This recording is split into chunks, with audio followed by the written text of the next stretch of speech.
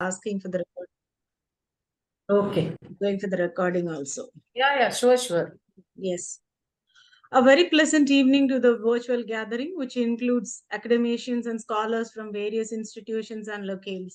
The Department of English and Foreign Languages, SRM Institute of Science and Technology, feels immensely glad in organizing a 6-day international FDP on pedagogies to facilitate online, offline, and blended learning in collaboration with our MOU partner, Lavender Literary Club, Kanyakumari, India.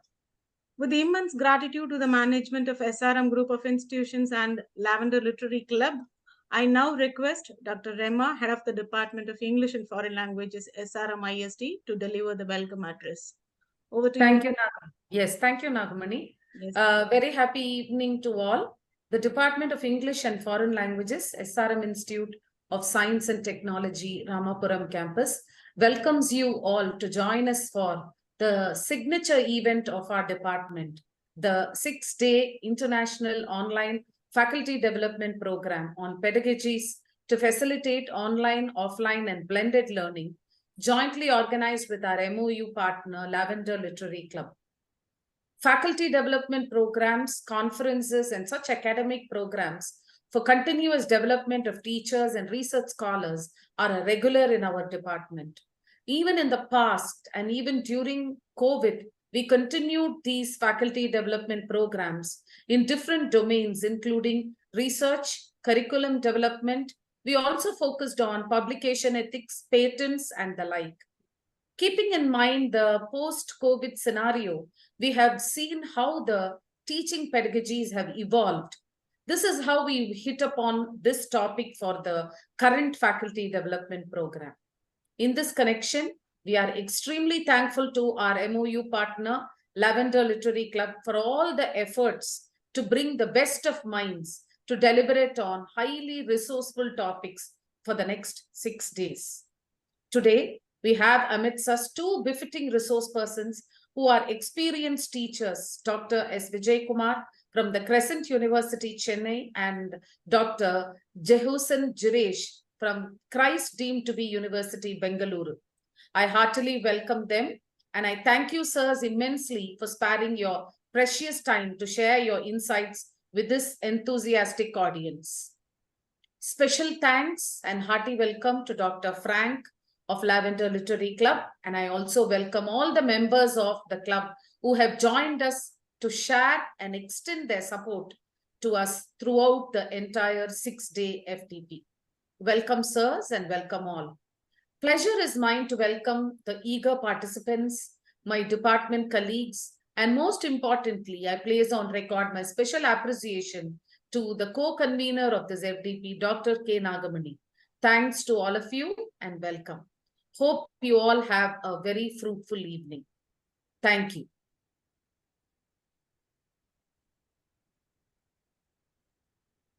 Yes, thank you, ma'am, for a very wonderful note of welcome.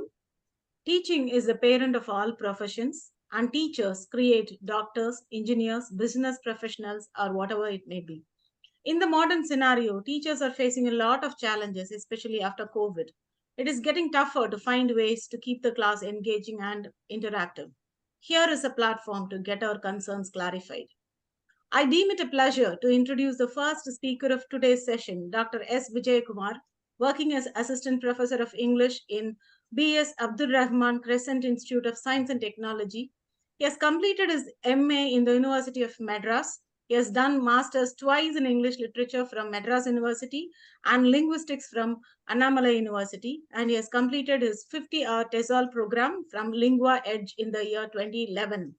We are happy and proud to say that he has worked as a faculty in SRM Institute of Hotel Management for a couple of years. He has authored around 5 books and also had been co-author for some of the books. He has a very handsome number of publications to his credit and has been actively involved in guest lectures, training programs, and extension activities. He offers IELTS as a value-added program to the aspiring candidates. A crown of his achievement, he has been awarded with the Best Paper Presentation Award from Springer in the year 2018.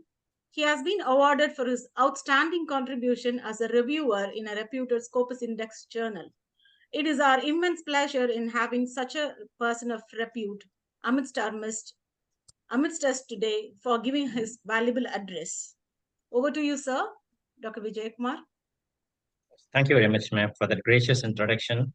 And I just extend a warm welcome on my behalf to everyone. Thank you, head of the department, for setting the pretext and the fine context to this event.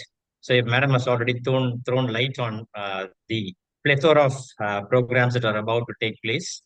And my, profound thanks to Joyson for roping me yet again, Dr. Joyson. Nice to be a part of Lavender Literary Club. And my special welcome to Dr. Jirish, my friend who happens to be the next speaker. And I have I see my research scholar as well. Welcome, Lion Biju. Welcome, Sajita. I'm happy to see my research scholars as well. And welcome once again to everyone to this wonderful event. So I think, this topic is pedagogies to facilitate online, offline, and blended learning, which is actually the scope of the International Faculty Development Program. I think the first topic is very much pertaining to pedagogies, which is actually andragogies for online instruction.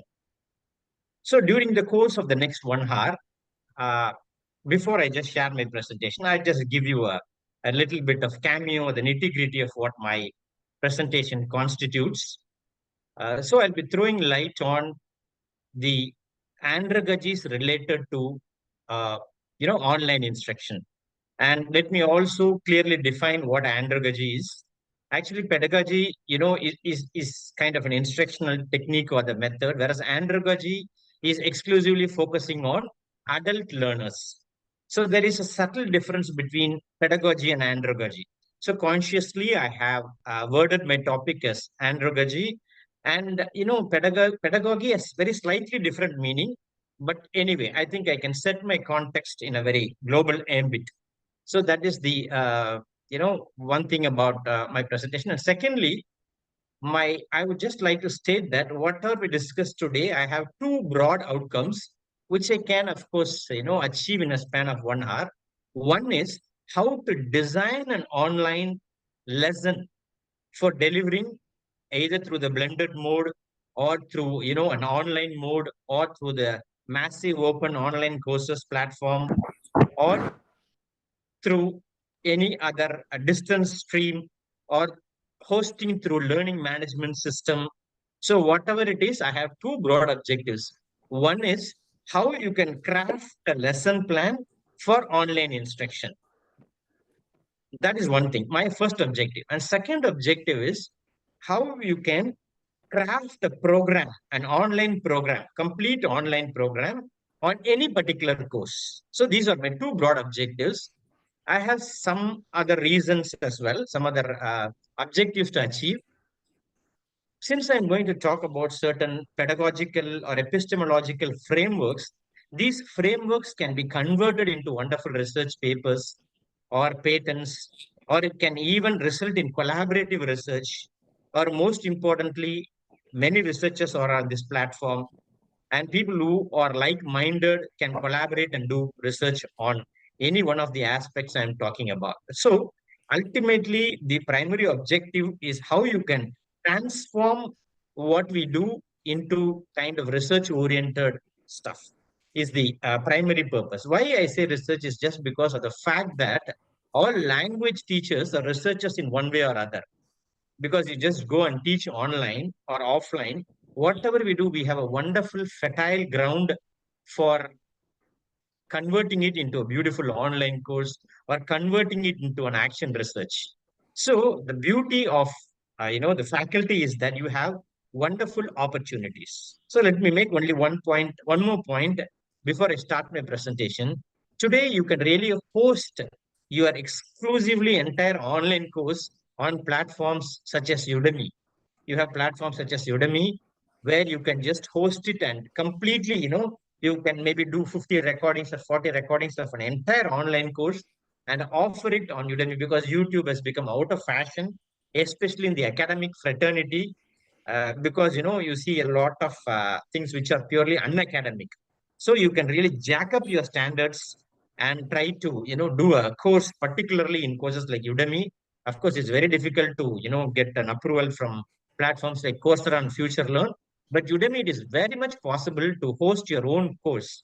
So maybe after I discuss today on the epistemologies or the ontologies or the methodologies that are involved to facilitate online learning, you can try to convert these things to a kind of an online course. So these are my objectives. So I would like to share my screen and start my presentation just because I've set the context for my talk. So I'd just like to share my screen now and share my presentation with you. Uh, Ma'am, I think a host is disabled participants Yes, screen yes, sharing. yes, Yeah. sir. Yes, sir. Just a second, sir. Yes, yes, ma'am.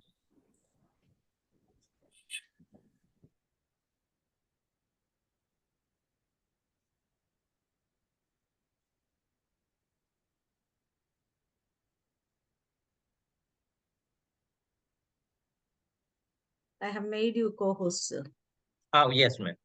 You can share Uh, now. no, it says host disabled participant screen sharing. Still, it's showing the same option, ma'am. Can you? I got it, ma'am. I got it. Yes, I sir. got it. It might take few seconds. Oh, yeah, I understand. Yes, sir.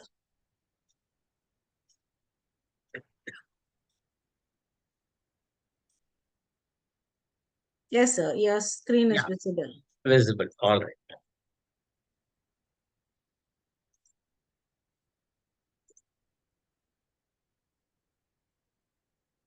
So, this is the kind of a map of my talk. Very briefly, I'll talk about some of the benefits associated with teaching online. And then let me move to the spine of the talk, which is actually frameworks for integration, models for the epistemes that are involved in integrating technology. What are some of the global frameworks and why these frameworks are popular? And what are the niche areas of research in these frameworks? Or how you can do some action research, uh, can convert your classroom practices into research oriented stuff, or perhaps into an online course if you are an NAC accredited institution, you can host your own online courses. So that is the ultimate purpose. And then we will move on to lesson level planning. I think, I can just want every one of you to visualize a lesson, and I'll walk you through on a journey on how to actually break your online lesson to a lot of different chunks using the chunking principle. Focus on each chunk at a time and how you can design a beautiful lesson for an online course, an all encompassing lesson with all ingredients for an online course. So I will be achieving this objective if you all at least visualize the lesson plan, have a lesson with you. So the prerequisite for my talk is I want all of you to kind of visualize a particular lesson that you want to teach your students, regardless of your chosen field of endeavor. See, for instance, if there are people from linguistics, you can choose your own, maybe corpus linguistics. If there are people who are teaching languages, then maybe a presentation skill. If you are teaching poetry, choose any particular context so that you walk with me or you try this framework with me. Although it's not a workshop, I would just walk you through on these kind of different segments, and at least you can visualize these segments, if not practically execute them. So maybe later you'll be able to execute it in your class. So this is my agenda. And after lesson level planning, I can show you an overall course planning. And I can also show you some of the LMS learning management systems. And of course, that's not the objective to help you in technological part, but I'll walk you through that portion as well. So this is the broad outcome of my, you know, talk today. So there are three ambits. Let me actually put it in a normal mode because I'm not able to see this. Okay, so there are three. The entire talk can be encapsulated in the image that you see. You could see that due to recent technological advances, everything I told you about computers is no longer valid. So the technologies that you used yesterday becomes obsolete today. So you should always be updated, or especially people who are working on research papers, PhD scholars, classroom teaching, epistemologies, everything keeps evolving. And you have to be in trend with what is recent. And in this context, today's pedagogies are very much redesigned for the purpose of online instruction. Although the core remains the same, the core of communicative language teaching or the task-based language teaching remains the same, but there are a lot of additions that could help you to leverage instructions and embrace technology better. So, in order to embrace technology better, you need to be familiar with the framework. So, as teachers, you will be doing certain things before the course, which is course organization, which you will organize the course. You will have, before you do an online course, you will say something about yourself, a small intro. And once you create the course, you can use the course for recycling information, or you can use it as an add-on or for reinforcement. You can share that course with people who are absent. Even you can do in, offline classes as well. There are two predictions by educational researchers. 10 years down the line, most of the universities will definitely have online segments, or predominantly online. Now you could see most of the universities have started, teaching online. So it's high time, if you are adaptive teachers, you will move into the zone of online technologies and be familiar with online pedagogies, because, we will be teaching online in future. So for that reason.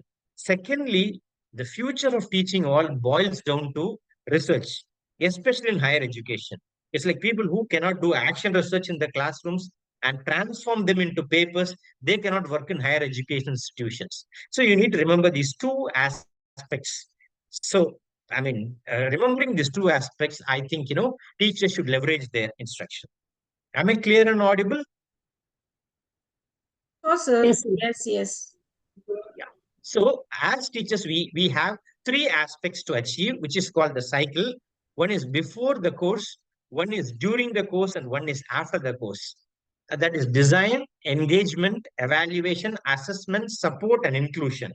For all these five aspects, I will just provide you a framework of what you do in your design phase, what you do in your engagement phase, what you do in your evaluation phase, what you do in your assessment phase, or an assignment or support case. So I will present each one at a time. So before course, you do the course organization, set your learning outcomes, set your learning objectives, and you have similarly a framework for engagement.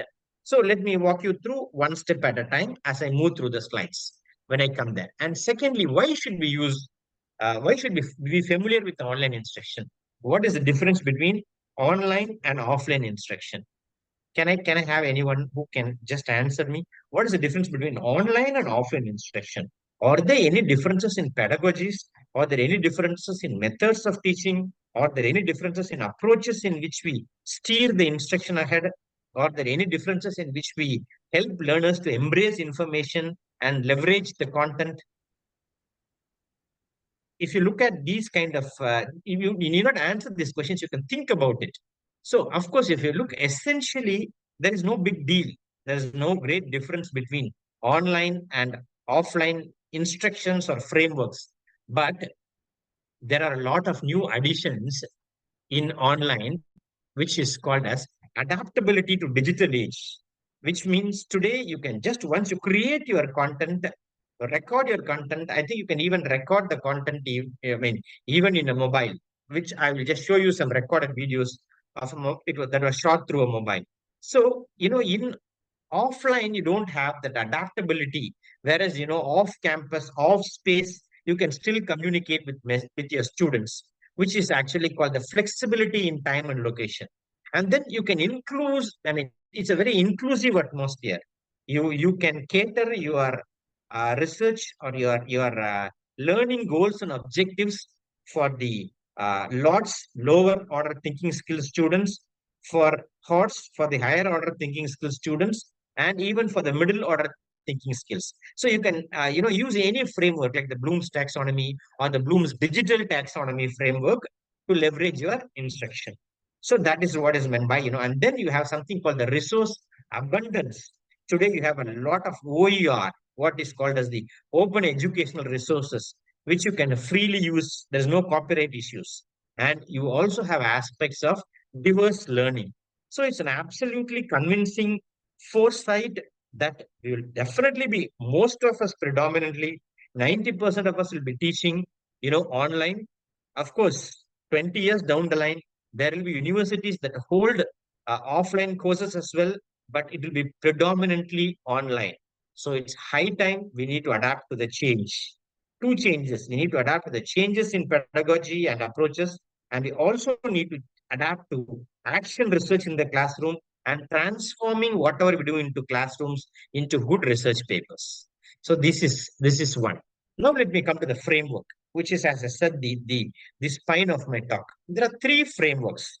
If you look at the research papers which are written in the last 5 to 6 years, there are three models which are very, very popular. The first one is called the universal design of learning, and the other one is called the community of inquiry, and the other one is differentiated instruction. I think although there are a lot of papers, you can still, for your classroom context, you can use these frameworks as theoretical grounding and, come out with wonderful research papers even today. Universal design of learning, or CYI, there's a lot of high impact factor papers on community of inquiry. So if you look at these three models, I think communicative language teaching, language teaching, all these principles, I would say that these models are an offshoot or a further development of that. But sometimes people talk about niche and novelty or newness. It's about recoining the terms. It's not something new, but recoinage of terms. So you may look at these models. I think these are the important models that is leveraging classroom instruction today. Let me very quickly tell you what these three models are. The first model is called as, you can prepare your lesson plans in any of the three models. If possible, I would suggest that after a few minutes, we can all together prepare a lesson plan. The first model, which is called the universal design of learning, focuses on engagement to the learners, providing options for self-learning. Once you record a video, slow learners watch it numerous times. You provide workbooks, you provide learning management solutions, you provide your PDF of the textbook. I will show you a small sample before I give you an UDL framework. Just give me a minute and look at this. Just take a look at it.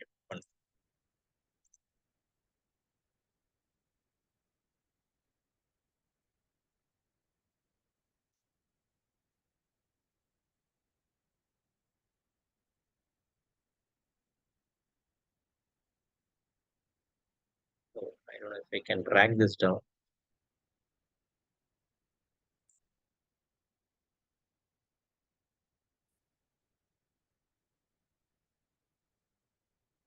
See, this is one example.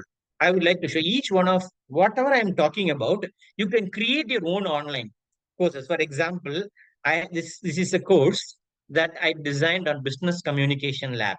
I think in a Moodle platform, each one can create a course. As I said, for all courses, you can just uh, create options like this.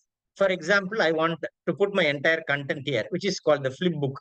Entirely my communication book with all the segments. Some students may not come to the class, so I can just host my entire flip book, what I call the flip book. So students can go through the contents, click the contents and see what is inside. So you have a lot of options to do whatever I am talking about. This is based on UDL framework. And then I can create an assignment here itself, and then I can create an activity, and then whoever submitted my assignment, I can see, 5 or 15 submitted. I can grade my assignment, and then I can do whatever I want. So you may not even pay for it. And similarly, there is another free tool where you can completely host your classroom and keep on recycling the information. It's very easy. Once you create a course, there are three things you can do. You can use this learning management system, or if there is time at last, I will show you another learning management system called Acadly, where you put in all your content. So whatever I am talking about, you can achieve through the Moodle. So you can have, your lab content as well. So you can post your videos, your video tutorials you can have. Similarly, if you do an online recording, your entire recording will be available in Moodle. So students can watch it. So I would just go back to my presentation. This is a sample I wanted to show you, that how we can all create our Moodle. So I'm just coming back to my.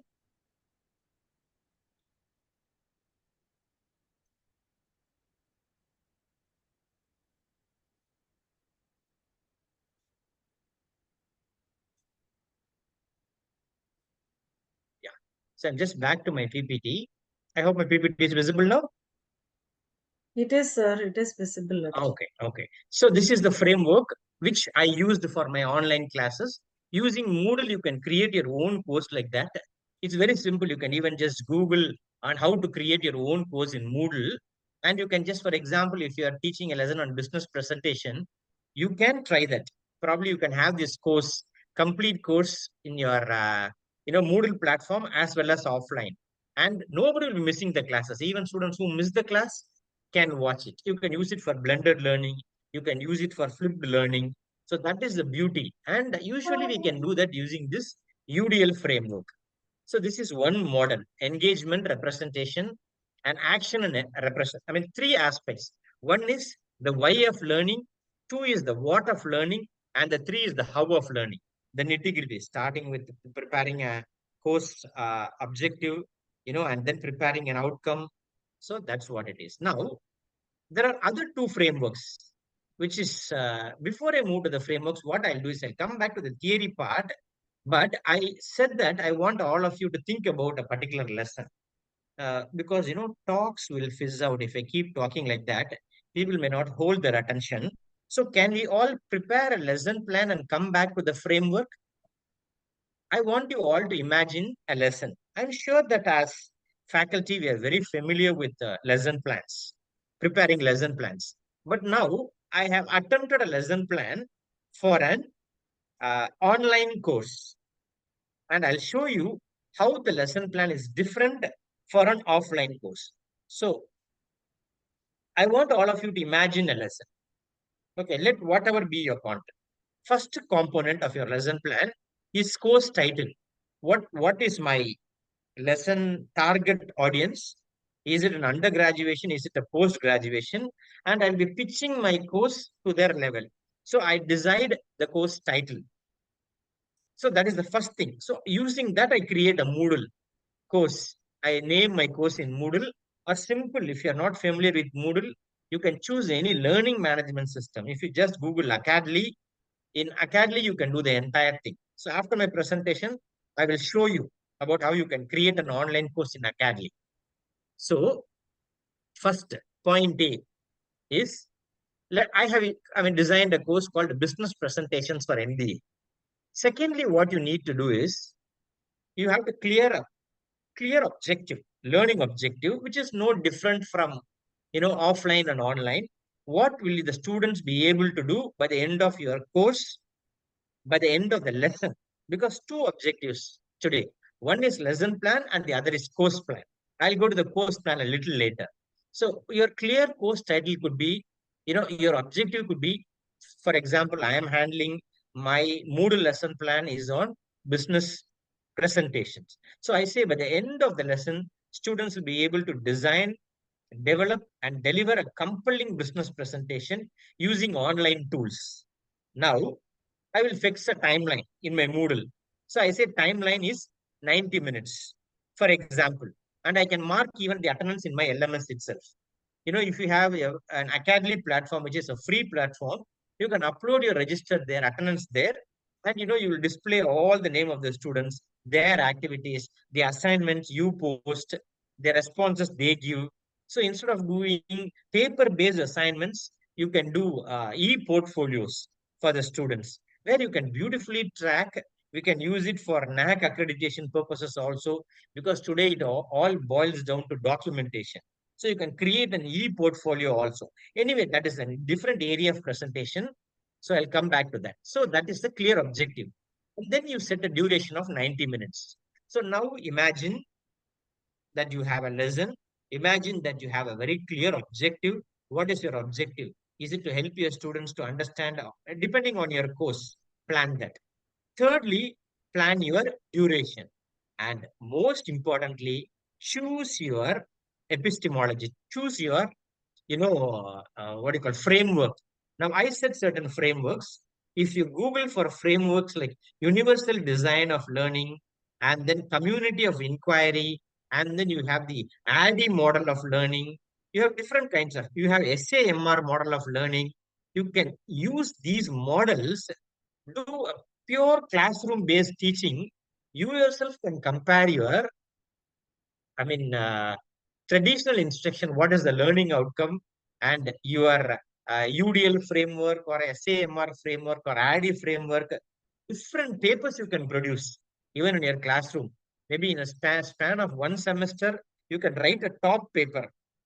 Because most of my off late, even recently, I just tried one paper for, Elsevier, which was successful on online. Because although it went to a lot of reviews, but whatever I'm saying is that if you can try these, there is one, but that's on collaborative. There is one paper on cryptography, which I did. So this is all possible, and I have my fellow researcher also here who is very much active and who have been trying on all these elements. I have two researchers to tell you. One is, even applied for a Q1 journal and it is in review stage.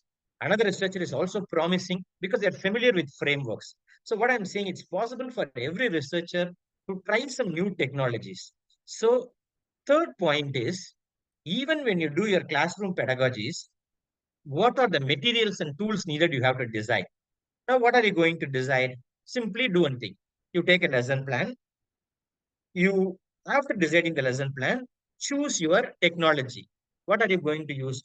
If you are not familiar with technology, or if you are not that tech savvy, perhaps you can use, a Google Classroom to teach. And even Google Classroom can have all the features of a learning management system, although it works on a very limited interface. Or you can try Canva. It's a very, very simple, user-friendly tool. I mean, learning management system. Or you can use Academy, which is designed by IIT Madras. Simple tool. As I said, you can create your lesson plan. You can create your objectives there. You can upload your content. Or you can use Moodle. As I said, all your recorded lectures will automatically go there. For example, the beauty of Moodle is I am just teaching. I did not record that. If I set auto record option, automatically it will be recorded. So I can share it with all the students. So what is the fourth objective? Choose your material. So what tool are you going to use? Are you going to use what's video conferencing software? Or you could just simply do a video conferencing on Zoom also and upload your videos into, through any LMS. So, and then see, you always want to interact with students, ask them some questions. So there are some interactive poll softwares called a Mentimeter. You have digital handouts. So you choose these kind of technologies. Although giving you a demo on technologies is not my focus of the talk today. Being a 1 hour talk, my focus is only on pedagogies. So by the end, I will just demonstrate a little bit of my pedagogical framework using Academy, if time permits. Okay, so these are the four things you do. And fifth, you kind of prepare your material. Next, what you should do, you prepare a reading material. Suppose you prepare an audio video recording, and for that, you give them tasks. You have to give them certain lessons. You can freely take an OER, open educational resource. For example, I am teaching presentation skills to my students. I can take a particular module, for example, how to deliver a TED talk. I can take the book, which is uncopyrighted, which anybody can use. I can upload into LMS and cite that this book is taken from. What a wonderful resource. I need not waste my time creating any resource. I can use the resources that is already there. So that is what it is. So this is what is called as preparation. Take pre-reading materials. I told you in the beginning of my talk, pre-design, while what are the things they are going to do, and after your online instruction, what are the things they are going to do. So you have to decide on these elements. So you can, according to your lesson, you can take certain content, what you call as open educational resource, and just distribute the resource online. I mean, you need not even print that because you can save a lot of printing cost. So you can do that. So that is what the preparation is. So distribute, take materials and use it, which is OER. So this is a part of the digital lesson plan. And most importantly, lesson plan, you should either use any one of the frameworks I was talking. You can Google, maybe there is no, I don't have so much of time at my resource to completely walk you through with all the subtle nuances of these frameworks. Probably if you Google more on, directed instruction, or universal design of learning, or community of inquiry framework, social presence and cognitive presence. Social presence is not required. Students need not be in the class. So cognitive presence is, even if they are not in the class, they are present in the class. Actually, there is a paradox. Being physically present in the class, they may not be cognitively present. But sometimes being not physically present in the class, they may be cognitively present. So what is actually needed is not social presence or physical presence in the classroom. The future of teaching and the future of leveraging technology all boils down to cognitive presence. How you make your students be cognitively present in the classroom. So that is the bottom line, and that is when you achieve your learning outcomes, and that is when you're gratified as a teacher. So using these frameworks of COI framework, you can even try a research paper on this. So cognitive presence is far more important. For example, you can experiment on two research questions. In which mode of instruction are student more cognitively present? Is it in the online technology or is it in the live classroom? I don't think such a kind of research would have been carried out. So, you can try elements like that. So it all boils down to how you try. So coming back. So we have already dealt with four aspects. My presentation could be very non-linear, but still the reason why I am just going to and fro is to link pedagogy with instruction, linking epistemology with instruction. I would like to correct myself, because the difference between pedagogy and andragogy is for adult learners, but probably we have to assume that because most of our distant learners, because many universities now have MBA in online mode, either through the distant learning they call as OL, online learning, or ODL, online and distant learning. And see, some of you may even do some part-time teaching online. There are a lot of platforms like that. You can try even in Byju's, there's so much of options. So you have to be familiar with how to teach online. You have to be familiar with technology, and you have to be familiar with pedagogy. So, and then you have to be familiar with how you apply as a classroom teacher. So I have so far discussed uh, some important aspects on how to prepare a proper framework A, B, how to craft a very good lesson plan. In the lesson plan, I have discussed four components on decide your course title, decide your learning outcomes, decide your clear objective, set the duration. For example, if it is a 2 hour duration, accordingly plan content, accordingly take open educational resources. Don't chew more than what you can digest. Because sometimes as teachers, we are really overwhelmed by information, and we actually want to deliver more than what and deliver whatever we know, or to give them a lot of links and a lot of stuff which can really bombard them and sometimes bamboozle them. So what I would suggest is just keep your content very minimal, and just follow this minimalistic philosophy, and let them pick what I mean, not too much of content. So as I said, um, take content which is digestible. So that these are the four aspects which you have read. Preparation. Prepare your pre-reading materials, and moving on to the next part of the lesson plan. I hope you are at least imagining your lesson plan in your context.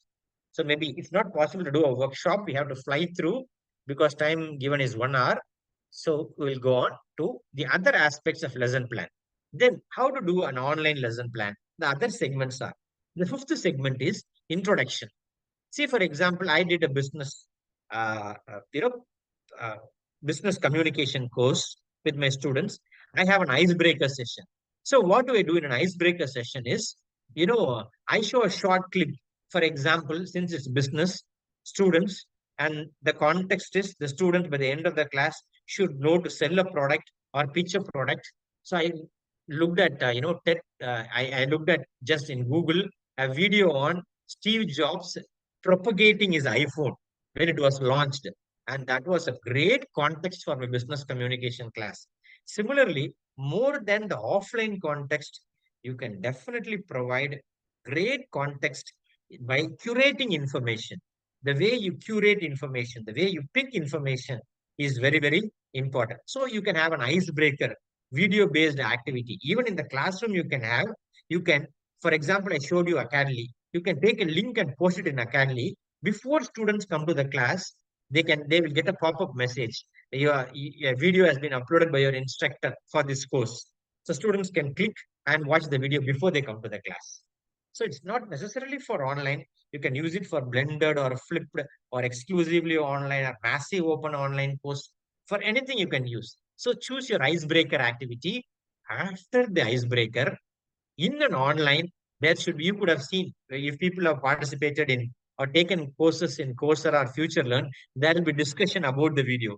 So you can post the video and ask the students to discuss.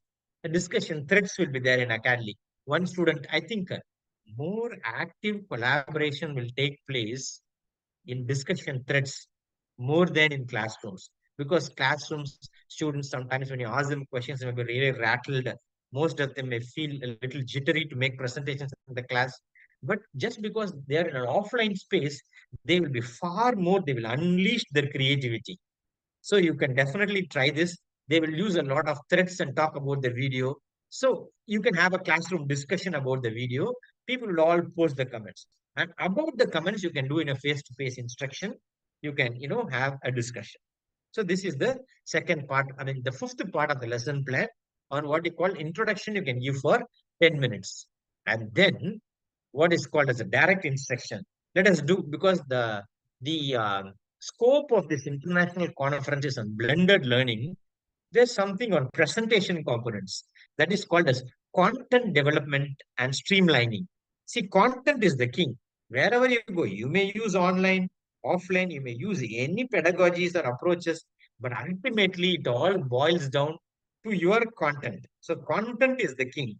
Whatever you do, around that is only development, leveraging, garnishing, and showing your course or showing better productivity. But ultimately, the quintessence of your course boils down to what kind of content you create. So teachers are not consumers of information. They don't consume information in online, but they can also produce information. That is why we have online courses. People today do a lot of stuff on YouTube, produce and present their YouTube lectures, but jack your standard one step ahead. You can create a kind of a lesson plan. Maybe try a short course in a platform like, what do you call Udemy. You can charge, you can say, this course is usually offered at a price of 7,000. So I'm offering at a price of 600. Although it looks to be a very stale strategy, but then Udemy takes, 40% of, they do the entire branding for you. They take 40%, 60% they give it to a presenter. And you get great visibility. Today, academicians should not get visibility on, YouTube. They should enter into online space like the Udemy, and there they should get more visibility so that they can project themselves academically. So the objective is by the end of this international faculty development program, if you can design a short course and anybody can create a course and anybody can post it in Udemy. So if that will be the success of this international faculty development program. Coming back to the lesson plan. So content is the king. As I said, minimalistic aspects. And then audience engagement. See, audience engagement is a part of your content. Suppose you produce a content. You could have seen sometimes in IITs, Swayam platforms, they give you a video lecture. And the video lecture runs for around 1 hour. Nobody has the patience. Today's span of attention has really come down to maybe 5 minutes or less than that. So we have to produce variety for the students. If you look at platforms like the Coursera or Future Learn, only 5 minute video, come back to the classroom, activity related to the video. So that is called as audience engagement. So what are the audience engagement? For that, you can search certain online tools like Q&A, live polls. You can do online free surveys. You can even create simple Google survey and distribute it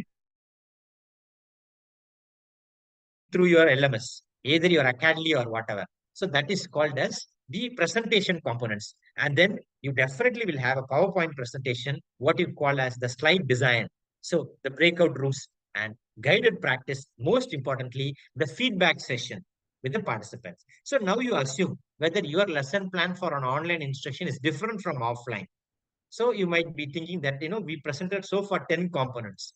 Coming back to the next component, I hope the audience is with me. Can one of you confirm if I'm clear and audible and the presentation is quite fluid? Is it, Yes, sir. is it, yeah. Yes, sir. Yes, sir. Thank you, sir, for Yes, your sir. response. Thank you so much. Yeah. So coming back to the remaining part of the lesson plan, as I said, online lesson plan is far more comprehensive and all-encompassing than the natural traditional lesson plans. You have other elements also. Besides the 10 elements I discussed earlier, you have an independent practice for the students. For example, after the lesson is over, students can record their pitches and post it. For example, I tell the students, so you all have learned about presentations. So the outcome of the lesson is you should deliver presentation. So all of you will take a particular product, you will pitch the product, develop a 2-minute talk, create a link, a Google Drive link or a YouTube, private link or create a link with people whom you can share. There is an option and they have to post it in LMS. Everybody is motivated because, you can see a lot of links of students and they also know that they are going to be recognized. I mean, nothing like they take meticulous attention to go and record and re-record the videos and they usually give their best shot and they don't give the best shot in classrooms. Believe me, so you can attempt something like that. So you can students all post their links. They click the link because each one comments on others' link. So they're all the more cautious. The most important point is we tell them the protocol that nobody should pass any kind of embarrassing comments, and they show a lot of maturity. So please, you can just make an attempt on all this. This is what you can try in a kind of an interactive session or take home for the students. Students should be able to deliver. And I bet that students will be able to achieve the learning outcomes far more productively. And that is at least what my experimental research, whatever I have published earlier, either in Q1 journals or the patents that we have prepared are all oriented towards technologies of online learning, the pedagogies associated with it, and most of the findings, universal findings, are that students have better cognitive engagement in online classes. I'm not saying that you should have this preconceived opinion when you approach research from this perspective, but you can, however, try a classroom, uh, course plan outline, record this at least by a video, and make a presentation or host the course. So it is possible. I'm sure that you can convert it into research. And then how do we do assessments?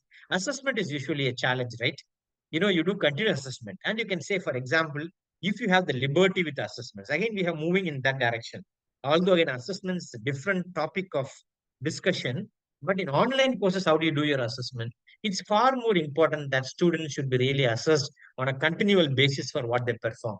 Maybe a presentation. Again, if it is a group discussion, do it in a class, live record the entire group discussion and post it in an online group. Post it in your learning LMS or post it in your Moodle or post it in your Academy. I'm sure what a kind of engagement will be there.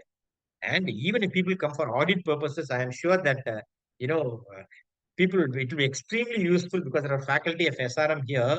I'm sure that one of the important parameters of NAC accreditation is at the department level. Department level, people usually ask about the digital resources or the use of technologies for teaching. We usually have it in our university. Whatever we do, at least whatever promising faculty do, we have it as a kind of handout. Your online course completely, you take it. This is what is called as learning beyond the classroom. There is a point for that in accreditation as well. I mean, I'm talking about these parameters which are learning beyond the classroom or digital technologies. You can just have it as a documentary proof. I'm talking it besides beyond the learning purpose. I'm looking at it from the kind of an accreditation purposes where you can really state, okay, this department is doing a great job, not only in terms of teaching, where people may really teach well, but today it's all about branding. But how you can show to the world, okay, this is what I do. People don't believe what you say. Accreditation institutions, seeing is believing. So you can show them the online content or the courses that you do. So these are the segments of the lesson plan. As I said, your assessment could be a feedback, a guided practice. Their video sessions can be assessed, or even if you give an online listening assessment, let them post their answers in a closed circuit. There are two options in Moodle. One, post for everyone to see. One is post for the instructor only to see. So you can even have post only for the instructor to see. So you can try it. See, these kind of online courses, we can only talk about the framework, but it is like cycling or swimming.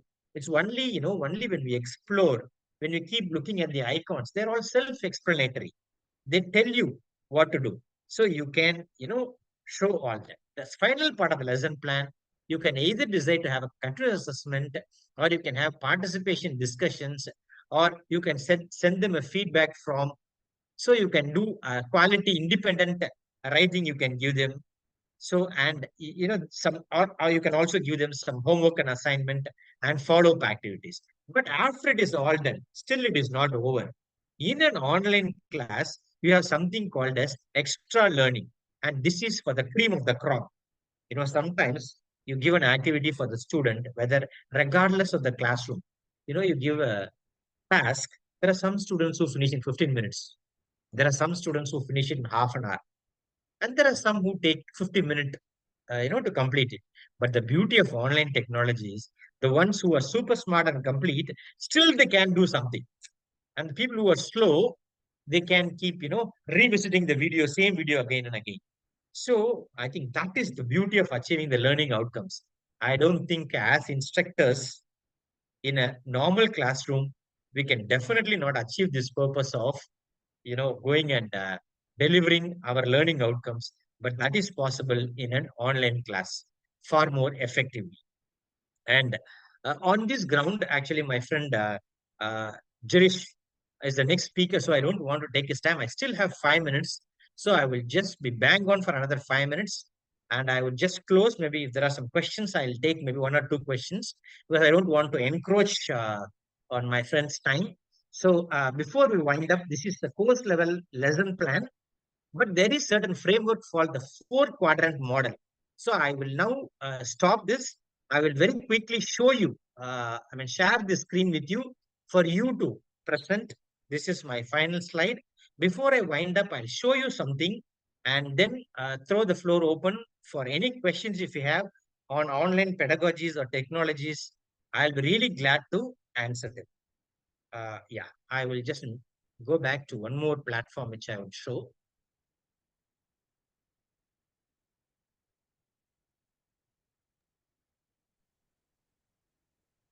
Sir, you close this PPT, you stop sharing this PPT, and then you go to the... Am I still sharing my PPT? Yes, the thank you slide is only visible, sir. So you have to stop Ma'am, sharing that. am I still sharing my PPT? Yes, sir. Okay, sure, I got it. Mm.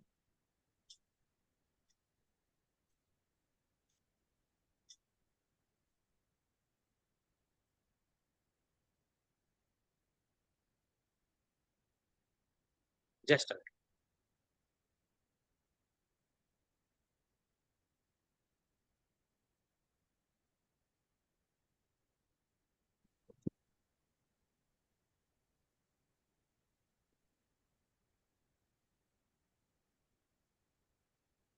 I think I can open a new tab and present, right? Yes, sir.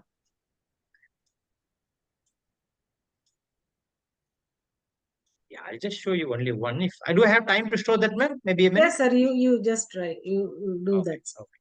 Yeah. So is my screen visible?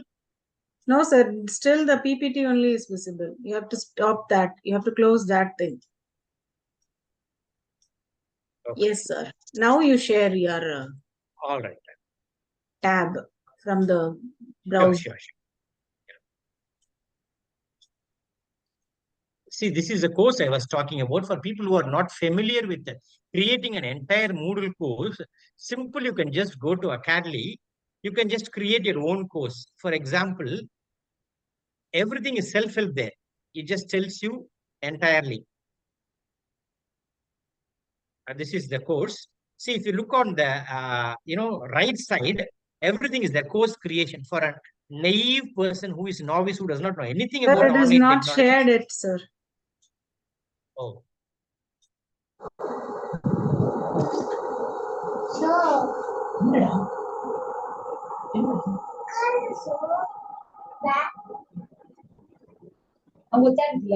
Participants, please mute yourself.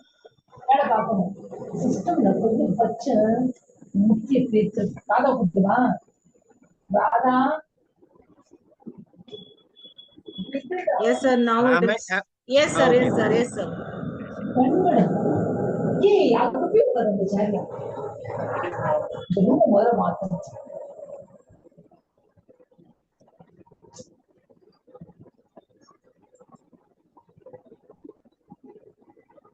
I had opened my Academy already.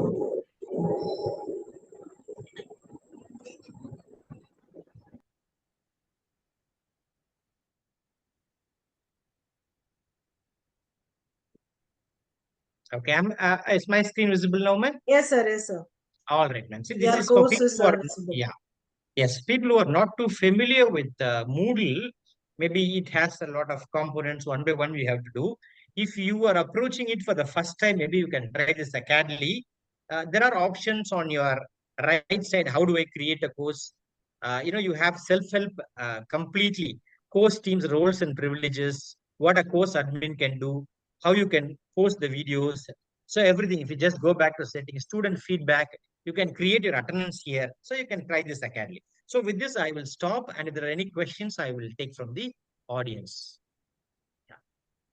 Because I was actually asked to stop at 7. So I will exactly stop now. General. നാളെ പുറത്ത് പോണം Participants, kindly mute yourselves. Veena ma'am, kindly mute your audio, ma'am. Sir, actually, there was one question posted in the chat. Shall I Sure, read sure. that? With that, we Uh, will move on to the.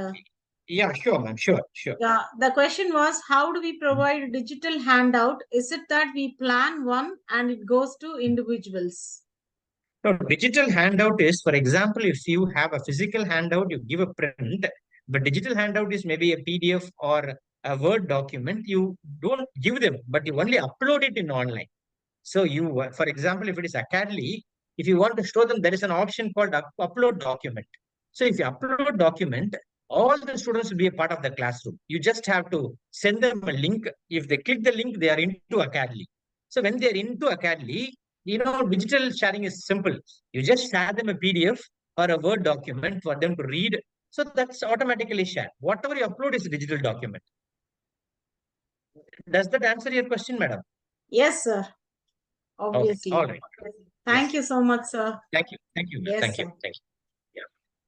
Thank you, Dr. Vijay Kumar, sir, for the valuable insight you have given on the topic, and it marks a great beginning for the FDP.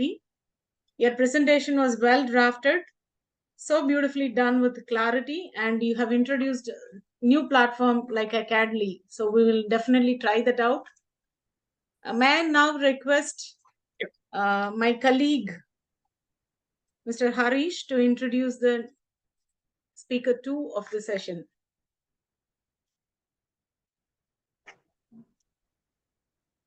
We now move on to the second deliberation on much needed topic, navigating post-COVID classroom challenges, harnessing AI for effective and ethical solutions.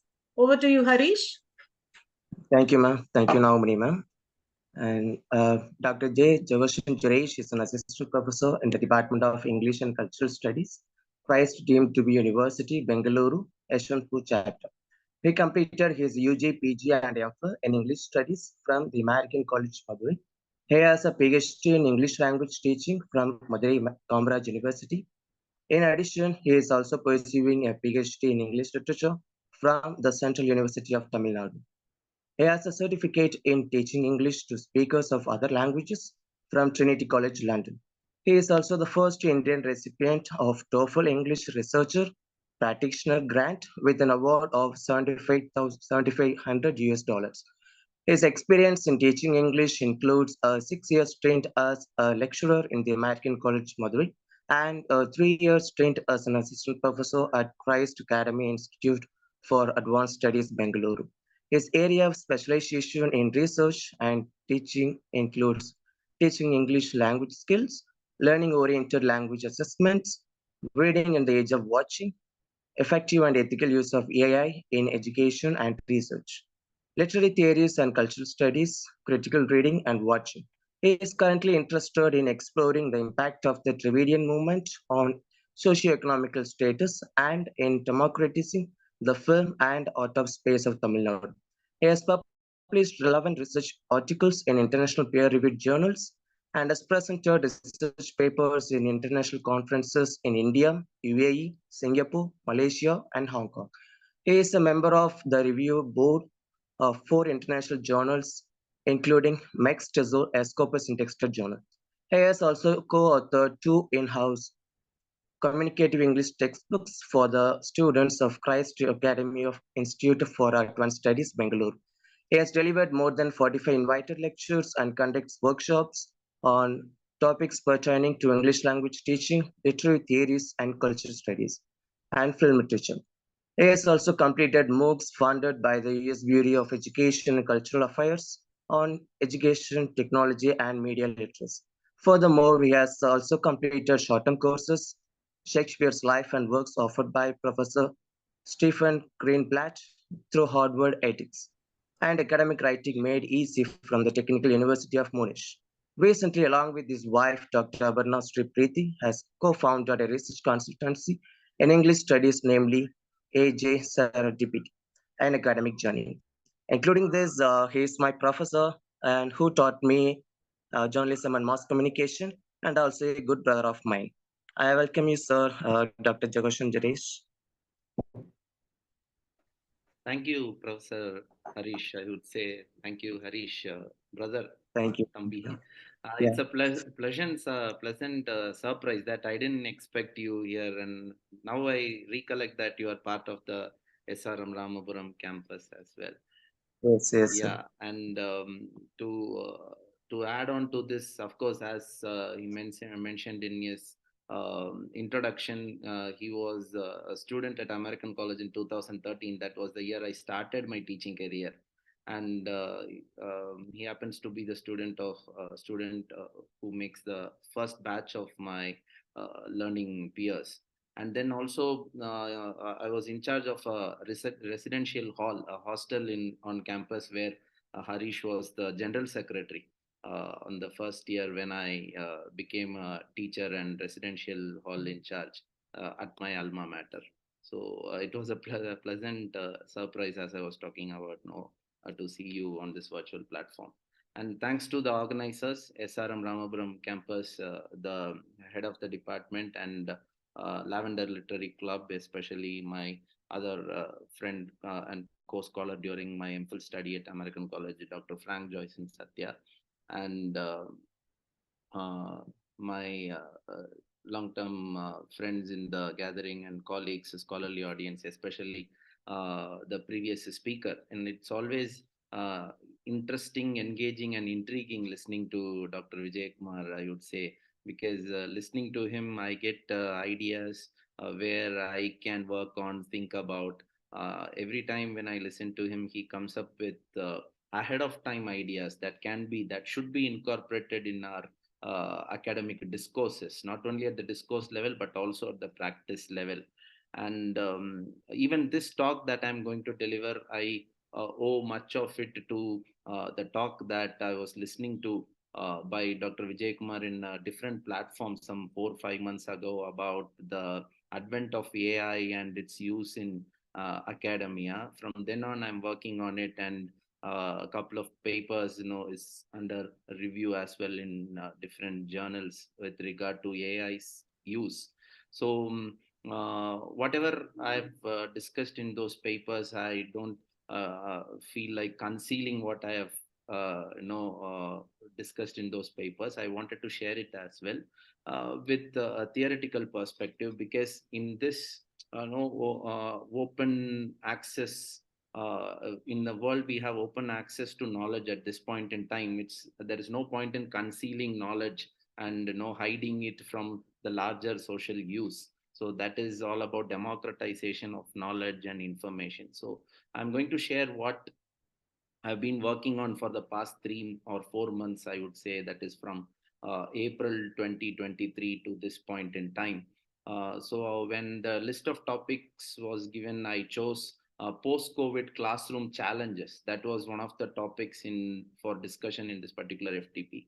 So I chose post-COVID classroom challenges, and I'm not going to stop only with the challenges part, but I'm also going to look into some practical solutions as well, possibilities which we can think of as the teaching fraternity together. So with these words, I start my presentation. Hope I made a co-host now so that I can share my screen. You are, sir. You can. Yeah, I can. Yes. Thank you. Hope the screen It is visible, sir. Yeah. Yes. So this is the title I'm giving to my presentation, Navigating Post-COVID Classroom Challenges. So it's not only, as I told you all, no, it's not only about discussing the challenges and complaining about things around, but then we are trying to look into certain solutions. The idea of having such conferences, FDPs, is that many come up with a lot of questions, searching for answers, and at the end of the day, we not only find answers to the questions we have, but also find new questions to work on. So I believe this talk, the next 60 minutes or so, would really help you and all of us, including me, to explore certain solutions in this contemporary context. So this is going to be my title: Navigating Post-COVID Classroom Challenges, Harnessing AI for Effective and Ethical Solutions. So I have some uh, seven objectives. The first one, informatively engaging the scholarly audience for the next 60 to 90 minutes. So because quite often when such events are organized, the first thing that comes to our mind is to get a certificate so that we can document it, we can present in our institution, and one is done in our academic year requisite. And apart from that, we also it's not a kind of, on a lighter note, we also try to understand the plight of our own students listening to lectures when we sit and listen to different kinds of lectures. So the biggest challenge is to engage the scholarly audience. I put 60 to 90 minutes, don't be scared. But then what I thought was, the previous speaker, Dr. Vijay Kumar, he had to confine his scholarly discourse within the first 1 hour, that is 7 o'clock. But then what I thought was, whatever I have, I'll try to quickly present. And just because if we go beyond the time, that is up after 8 o'clock, please bear with me. Maybe I'll take 10-15 minutes to summarize whatever we have discussed through this 50-minute, 60-minute session. And if at all we have other things to do, the leverage which the online sessions gives us is that you can look into your other work, and we were promised that recording is also done. So maybe you can come back and listen to the rest of the talk as well. But I promise I'll complete within 1 hour. We'll try to do that. Okay, so the next one is trace the post-COVID classroom challenges in the technology dominated context, most of which are self-explanatory. So I've listed down few, and we'll be talking about it, and then analyze the impact of AI revolution in the academic context, and explore the scope of using Chat GPT in education and research, and then we perceive the ethical concerns. That's the thing that acts as a stumbling block or barriers to incorporating AI in our academic use. So we'll also talk about the ethical concerns, and finally evolve practical solutions through human AI collaboration. So mostly it will be a theoretical discourse with some practical examples here and there, finally summarizing the key insights and what we have in store for the future. So these are the seven objectives I have. We'll start with a small video. I think it's close to 30 seconds. I'll play from my uh, screen. I think you'll be able to see this as well. Uh, shall I? Are you all with me? Is the video screen visible to you? Yes, sir. Yes, Yes, sir. sir. Yeah, please. Is there anyone by any chance you have watched this video before? It's just a casual video that I stumbled upon in YouTube some couple of months ago. So I'll play it.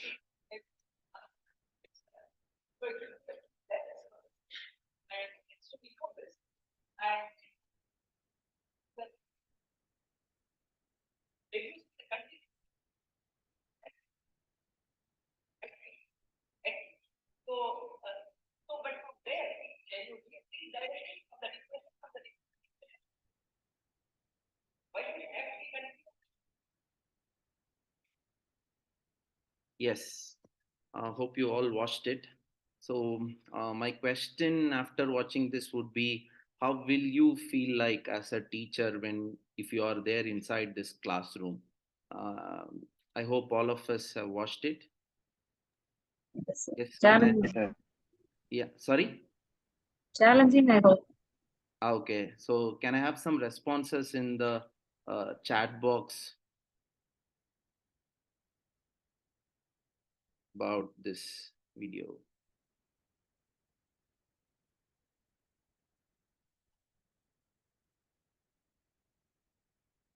The video is not playing, Girish.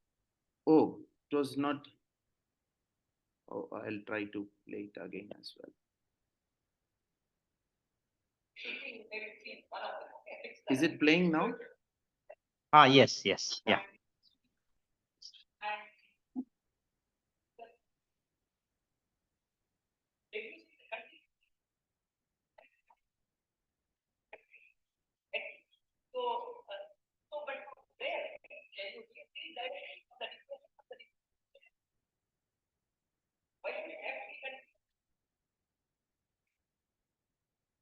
Yes, this is the video. It's about 29 to 30 seconds. So, how will I feel when, as a teacher, when I enter such a class and sincerely there is some lecture going on? And hope you have observed what is happening. It's not about the backbenchers and they are not doing some unruly stuff. They are into some learning, but through some other source. How do I feel, or how do we feel when we enter a classroom of this kind? Uh, can I have some honest responses from the participants? Either you can unmute and speak. This Yeah, is Shiva from CSE Bishop Appasamy College. yeah. Yes, Sir, it please. will be a mixed responses from the perspective what you have telecasted. Yeah. So we have to adapt to the changing environment, sir, because they are tech savvy nowadays. Mm-hmm. Students, they are also tech savvy. They know the topic. நம்ம சொல்றதுக்கு முன்னாடியே they themselves they capture all the things. So Yeah. we have to have the knowledge better than our children. Then Mm. only we can be in a position to have a balance of both ourselves and their perspective also.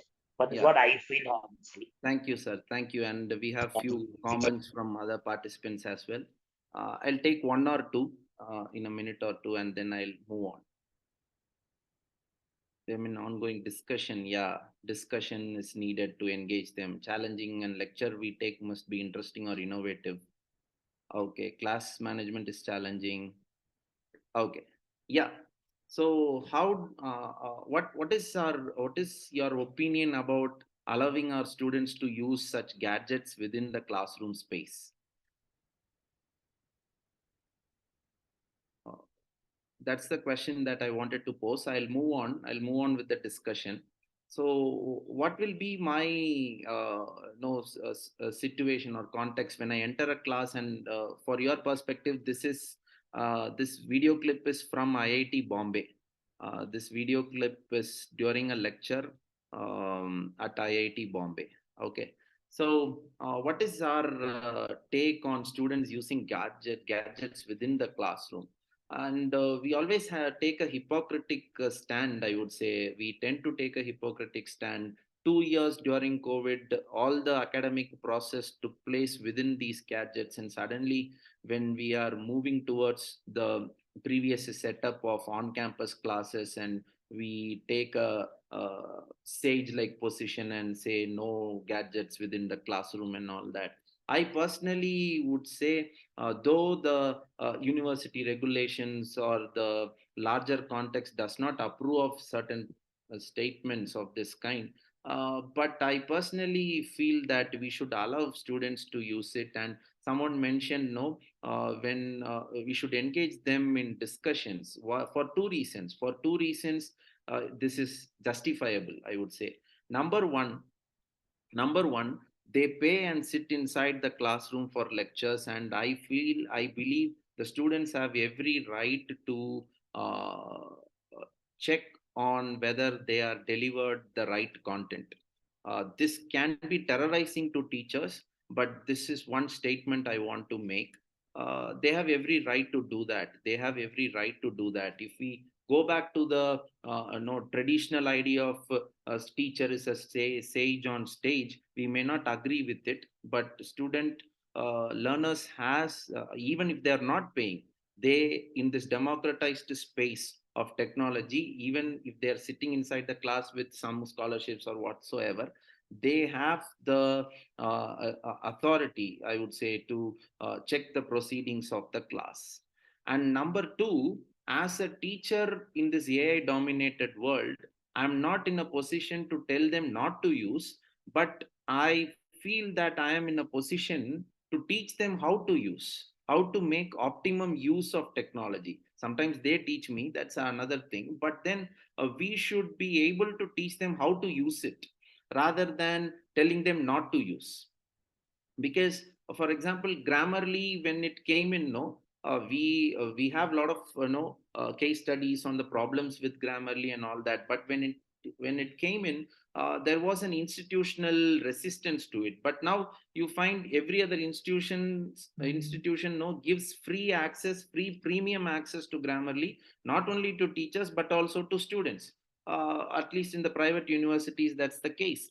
And from 10 years from now on, these OpenAI or ChatGPT or any other chatbot at that point in time, which gains significance over the period of time, will be given free premium access.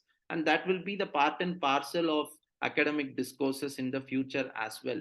So, 2 points. One, they have the justification to check on the classroom process, because no, as professor mentioned, no, one was giving a reflection on it, mentioned the only difference is the time period in which we access to information. Teachers, we are one step ahead because we access the information the day before our lecture. But the information is accessible even to our listeners, even to our listeners. So over the period of time, when there was a time when whatever teacher spoke was knowledge, from then we moved on to a space where whatever teacher spoke outside the textbooks became knowledge that was sought after. And then we ended up a space where whatever teacher spoke, teachers were expected to speak something which is not found in Google.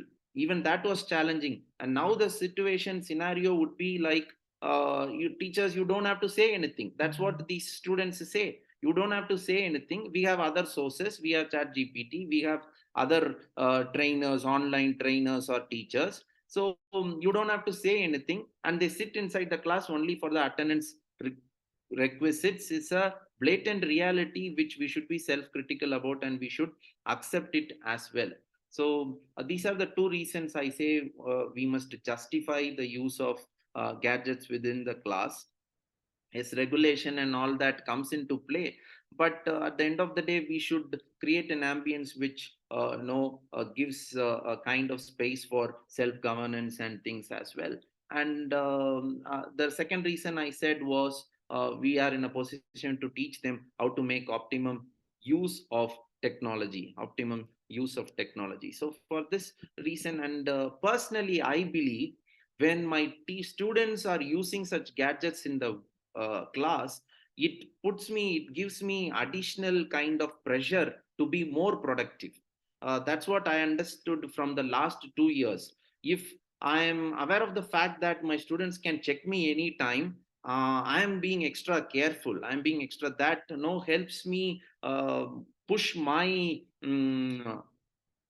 standards to a next level also. And I'm extra careful with the facts I have, and I'm extra careful with the statements I make in the class, which is on the productive side, it's really good. That's what I feel. So this is just to set a tone for the discussions to come. These are the classes that we can expect in the future, and these are the classes that are found today in our academic context as well. So having seen this, I move on to the next one, post-COVID classroom challenges. The first thing we can talk about is engagement and participation. When I want to discuss around this topic, the thing that came to my mind was a joking, a reference, a humorous reference, which my wife's guidance supervisor gave when we met her a couple of months ago. She said the present batch can be called blanket batch. A blanket batch, that was she was using it in the vernacular. What is blanket batch meaning? Close to 2 to 2 years, they had their classrooms at the comfort and coziness of their blankets, and suddenly you put them in a classroom context, it's very difficult for them to cope with the demands of a traditional classroom as well. So engagement and participation in the class after the COVID break is a challenge. We all would agree to it as well. And moving on, the digital divide. It's the digital divide not only talks about lack of access to technology, the divide between teachers and students.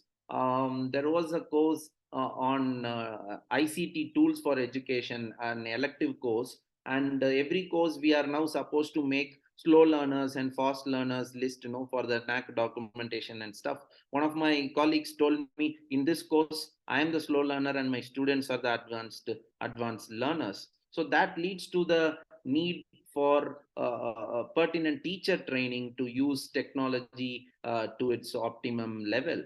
And there is a job scare as well, job displacement. Many teachers these days have started speaking about what will I be doing after 5 to 10 years. It's not only teachers, even doctors are afraid. Only the legal thing has to be signed to announce chat gpt as a medical practitioner. The people who are there in the decision making, being elders, they are skeptical about giving this to a machine. But rest assured, when chat gpt gets a license of that kind, 80% of normal consultation will end there. And the job scare is not only with teachers, doctors, lawyers, engineers.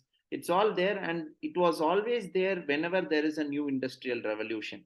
So I would refer to what A.R. Rahman, we all know, the music maestro, no? A.R. Rahman, he talked about every career space or every profession updates every 5 years. Those who do not accept the change stay stagnant. So he said, no, 1984, when he brought a keyboard programmer, which was ahead of times at that point in time, when he was a keyboard player, keyboardist for several musicians of that time, people said it would replace manual labor, because those times some 100 people will be playing in an orchestra.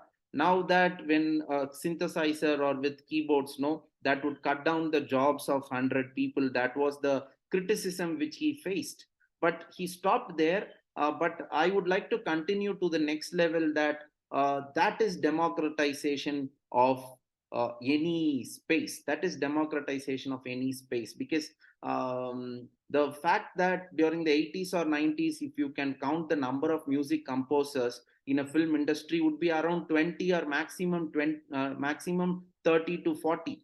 I would say even 20 is a bigger number. But technology liberates us, and sometimes we make charges against technology for human instincts and human unethical practices, which was always there for time immemorial. Technology per se cannot go wrong largely, but it is those who handle it with our vested interests, we misuse it for different reasons, and that too comes to light thanks to technology. Harassments, several cases in the social history, which would have gone under the cover, came out because of technology, thanks to technology. So that's how technology democratizes things, technology liberates us.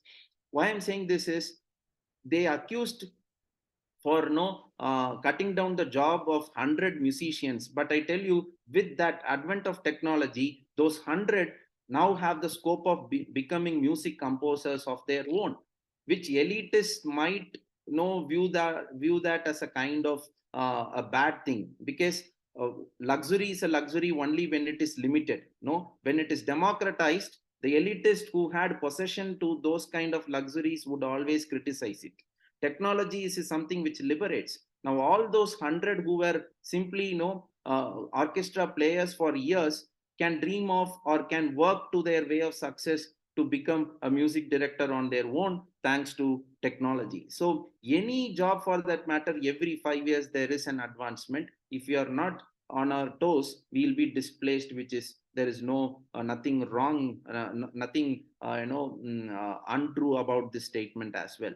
And then mental health, much water has flown through. And assessment and evaluation, another concern after the online or during the online sessions we had. The problem is related to customization versus standardization.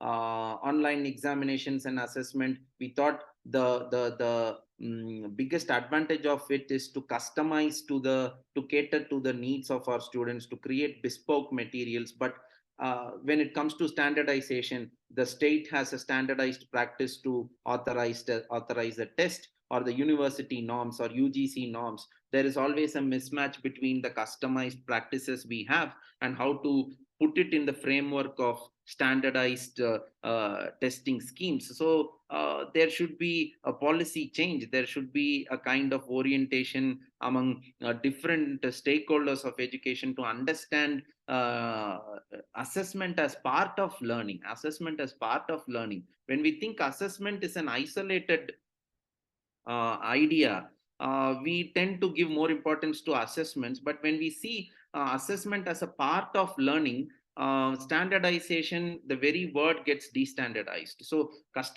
assessment at the end of the day is to place the learner, and the instructor should get a feedback, learner should get a feedback on their learning process. So more standardization makes it more generalized. So this kind of discourses should happen at the academic level, at least at the policy level, to think about decentralizing and to make more customized assessments in the future as well. And that leads to the idea of inadequate regulation. There is no stipulated regulation for online classes and all that. The assessment practices we have, especially technical concerns, lack of social interaction. The biggest critique, we say students lack relationship building skills, social interactions. Of course, that's true. And we'll see how we can bridge the dichotomy between all these problems and solutions as well. And time management, that leads to the most important point, teacher burnout. I think many of you would have come across a particular article that I would read. Give me a minute.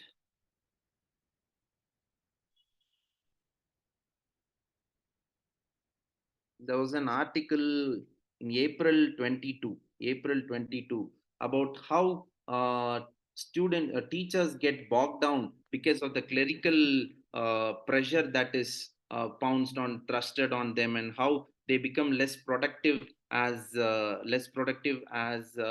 researchers. So I would love to share that link in this chat box. If time permits, you can also read it.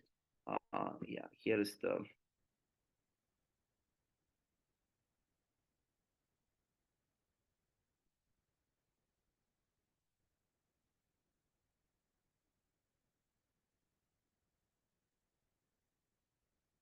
Yeah.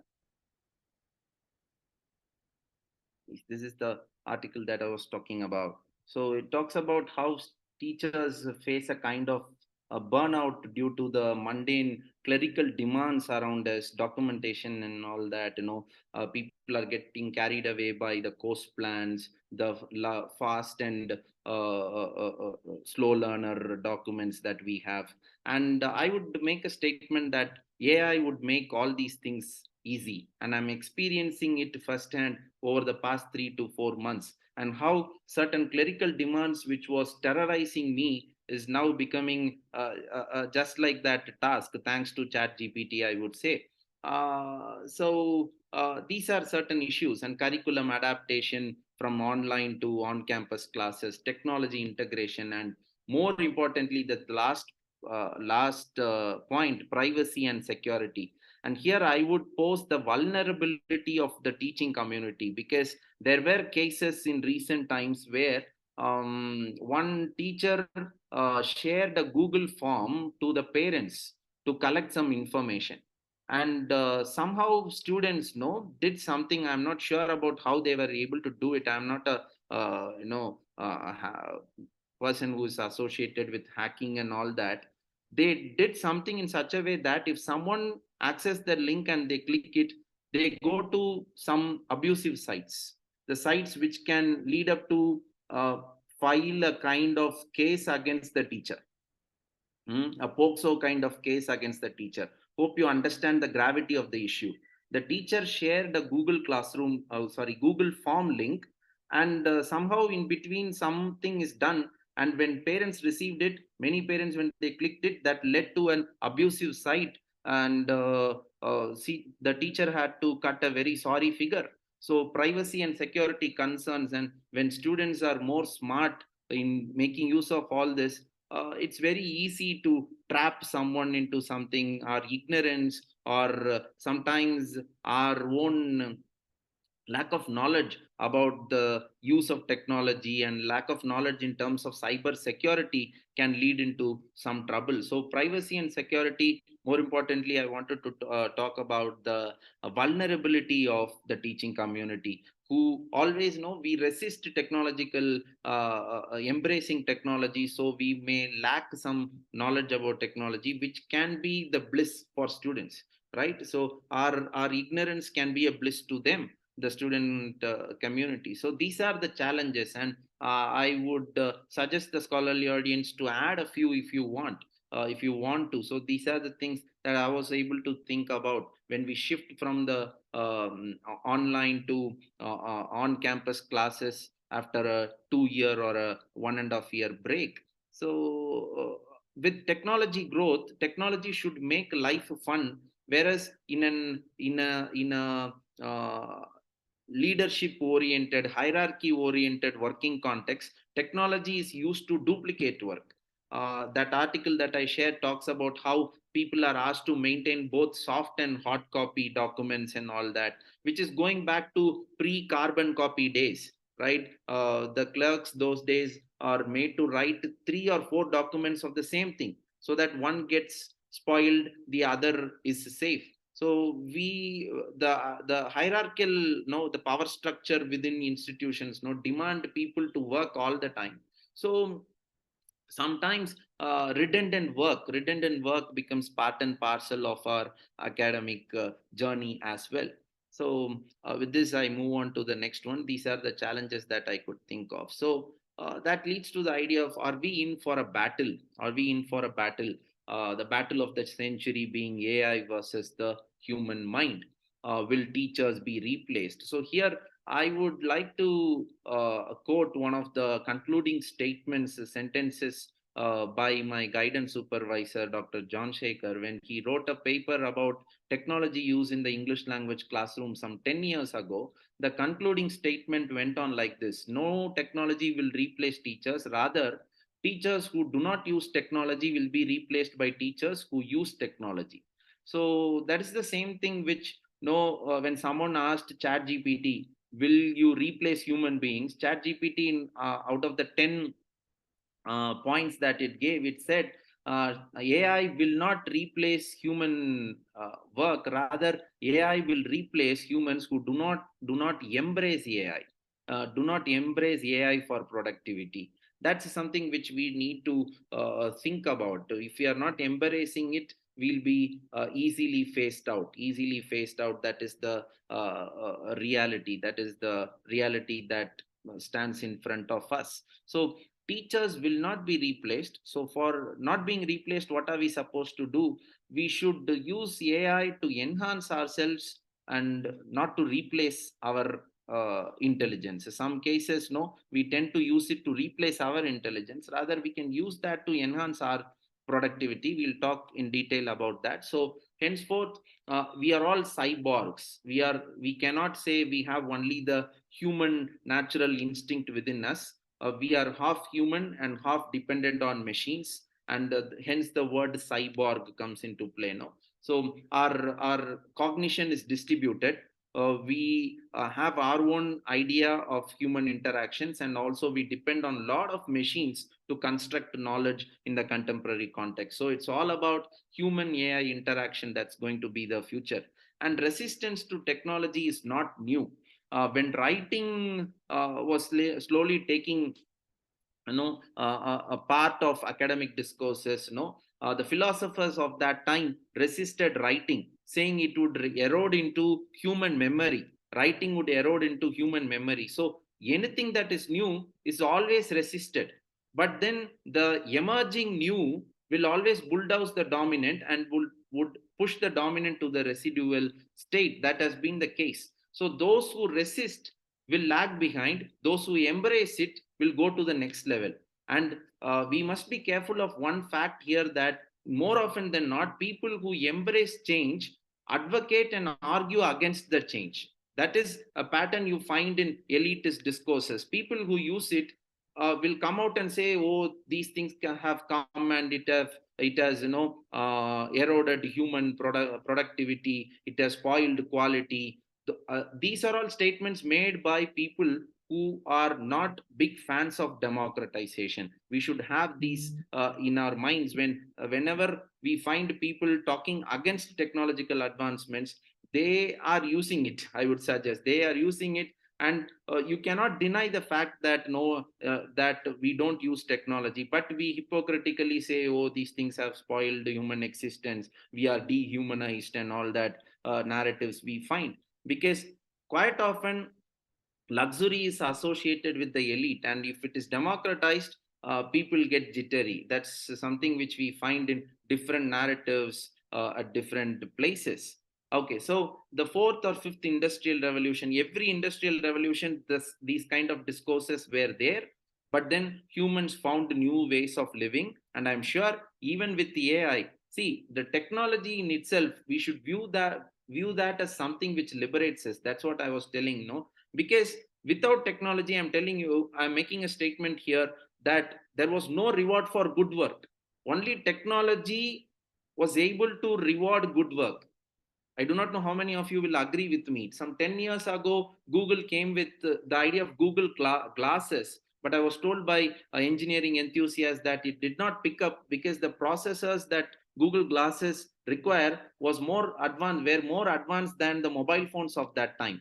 But what is a Google glass at the end of the day? If you approach an auto driver, you will get the data of that auto driver, his performance, how people perceive it. It's nothing but the modern day review, Google review that you see.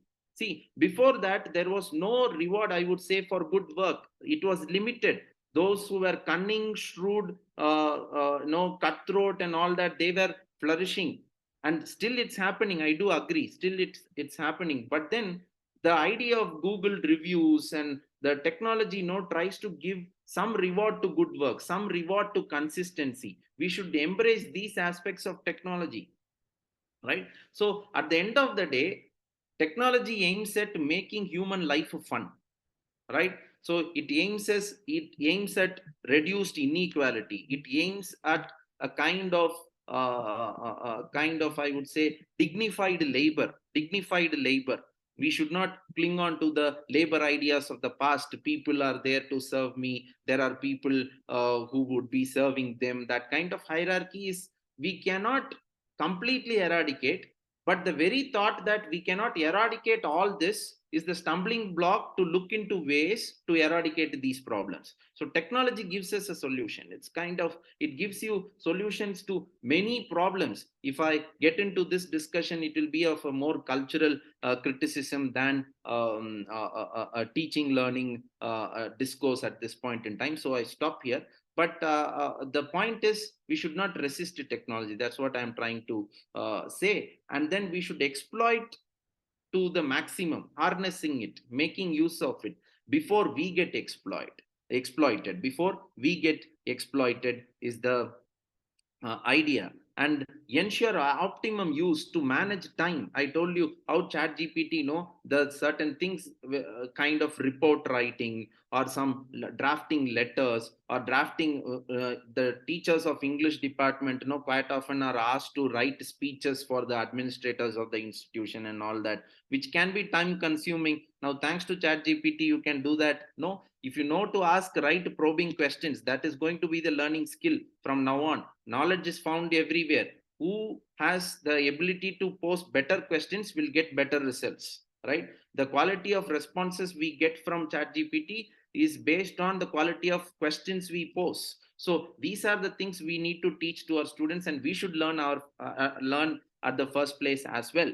right? So we can make use of this to manage our time. A lot of things that would take a long time otherwise can be done within a few moments, a few seconds or minutes, I would say, right? And finally, to put it in a theoretical perspective, this is the paper that is under consideration I was talking about. That is, as it stands, I would say, even Professor Dr. Vijay Kumar was talking about Lord's, Hodds, and he also mentioned middle order thinking skills as well.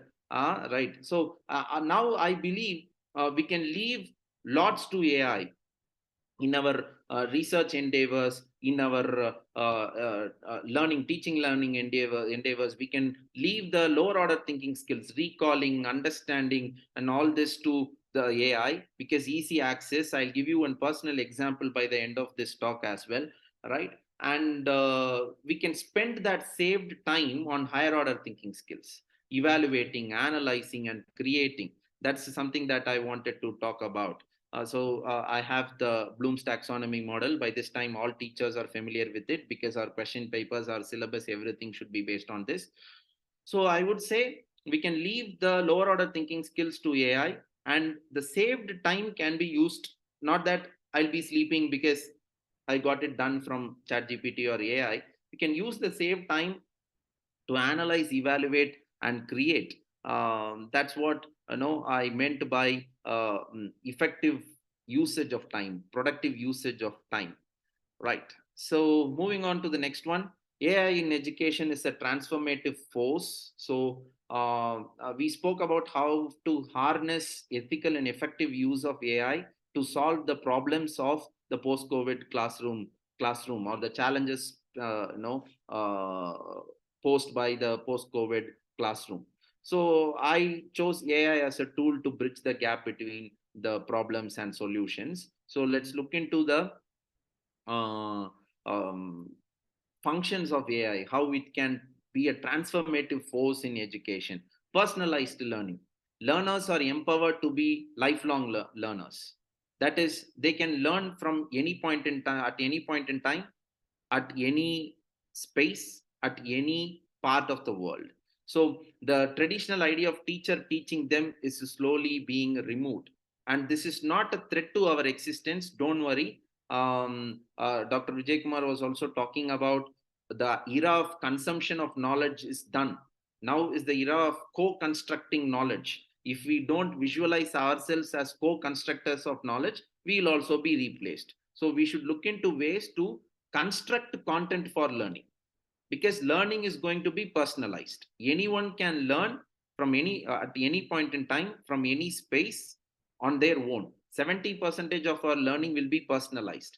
And there was a study which talked about in 2030, students will choose going to a college only if they are convinced this learning can happen only at a college space.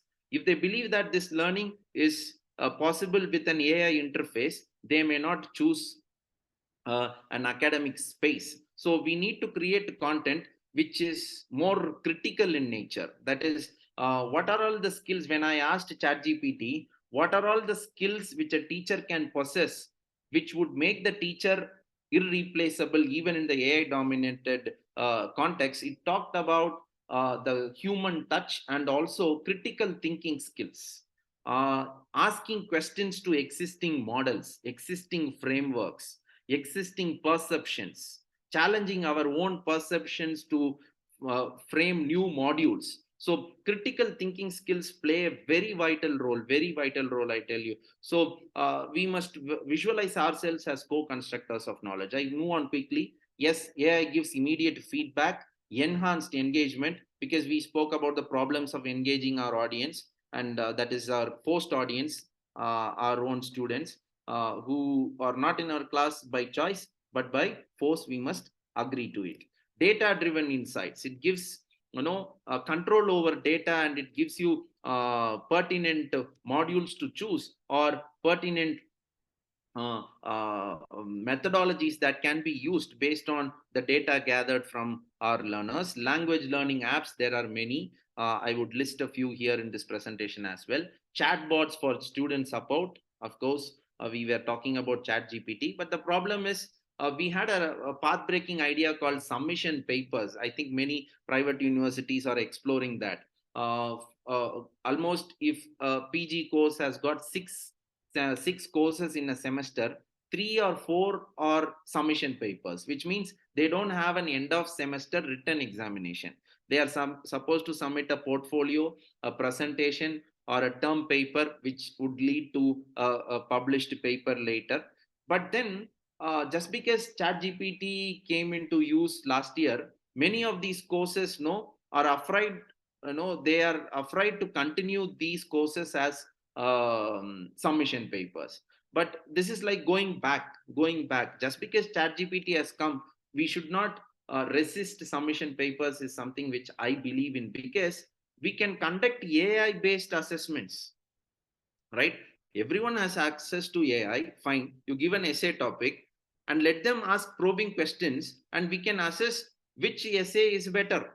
Because at the end of the day, nobody is going to write a report on their own from now on. Nobody is going to waste time to write a letter, right? Letters, any day, if you give the right prompts, you tell ChatGPT what are all the things that should be included. You want it in simple English or little complex English in terms of choice of words. You be specific, it gives you a wonderful letter. Then you take it, you chop off certain things that you don't want, certain things that can be redundant, you work on it, and a half an hour task is cut short to 10 to 15 minutes. So we can even think of having AI based assessments, right? Yes, of course, you are going to use AI. Acknowledge the source, acknowledge it. Don't be ashamed of using AI. Everyone is going to use it. That's going to be there if you go to a job space also. Let's give them the skills that they need, right? So that's the idea. And then automated grading, content recommendation based on our algorithms, the search algorithm and all that. It recommends the right content that we want. Virtual labs and simulations, laboratory conditions can also be created by AI. Early intervention, it checks at the very first mistake of learners. If you tell ChatGPT that I want to learn English, the moment you say that and you start typing something, it finds a pattern in our mistakes. Whether it is a pre-systematic error or a post-systematic error, whether it is a slip or an error, all these assessments are made, and it gives you a report on what aspects you should concentrate on. It helps in data analysis, machine learning models, pattern recognition. That's what I was talking about. It makes syllabus and course plan making very easy. But there is a problem, I tell you. It reflects, sometimes ChatGPT wants to be too good with us. So if you ask for a set of reference books on something, you type, you're working on a paper based on this, and I want list of works that are done in this particular area. It wants to be too good.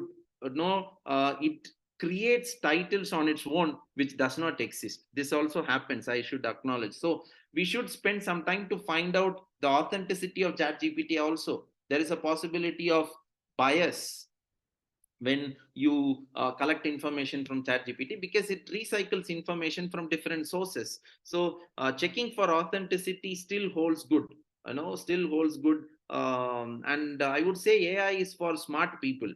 Many times, I have some set of, I do not know how many students are here, 7 or 8 markers to find ChatGPT contents, a ChatGPT produced assignment which has got no contribution of the learners. 7 or 8 markers. and only smart students will be able to crack those codes.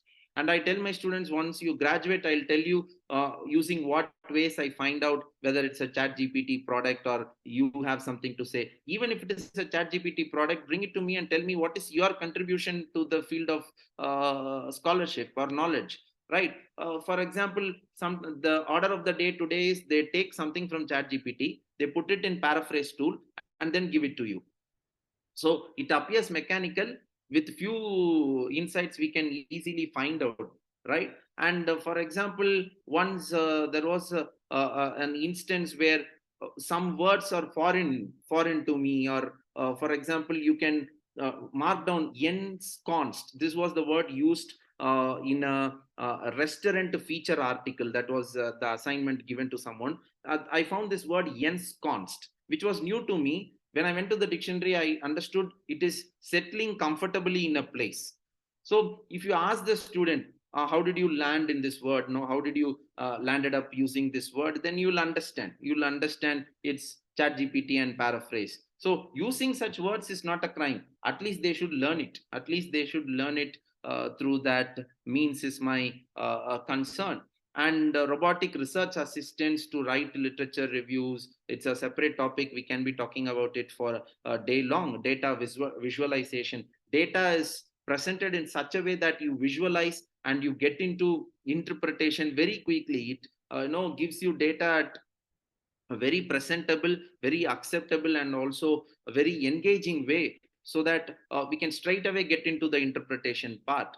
Optimized use of algorithms to make our surfing or browsing experience more productive as well. And finally, AI enhanced peer review. So these are all the functions of AI that can be exploited, that can be harnessed to find ethical solutions to the problems that we face. Why is it needed? Because this is the World Economic Forum's 21st century skills. On the left hand side, you find foundational literacy skills, that is literacy, numeracy, scientific temper, ICT, all these things. And on the right hand side, honing these skills will make us know to hone these skills. One should be curious, should take the initiative, should have grit, that is persistence, adaptability, leadership, social and cultural awareness. If someone has all this, they can hone the skills on the left hand side. And by blending both, what are we aiming at? That makes the essence of 21st century learning, that is critical thinking or problem solving, creativity, communication, and collaboration. The 4 C's of, it's here on the right hand side as well, 4 C's of 21st century skills. They are collaboration, communication, creativity, and critical thinking. Collaboration is the future, right? We find a lot of collaborative activities during our vaccine making and all that. And there is also competition. One would be repeating the same process which is failed in a different part of the world. Had there been some more collaboration, that could have been more productive. And then when it comes to communication, starting from relationships to launching of satellites, we are basking in the glory of our recent successes in the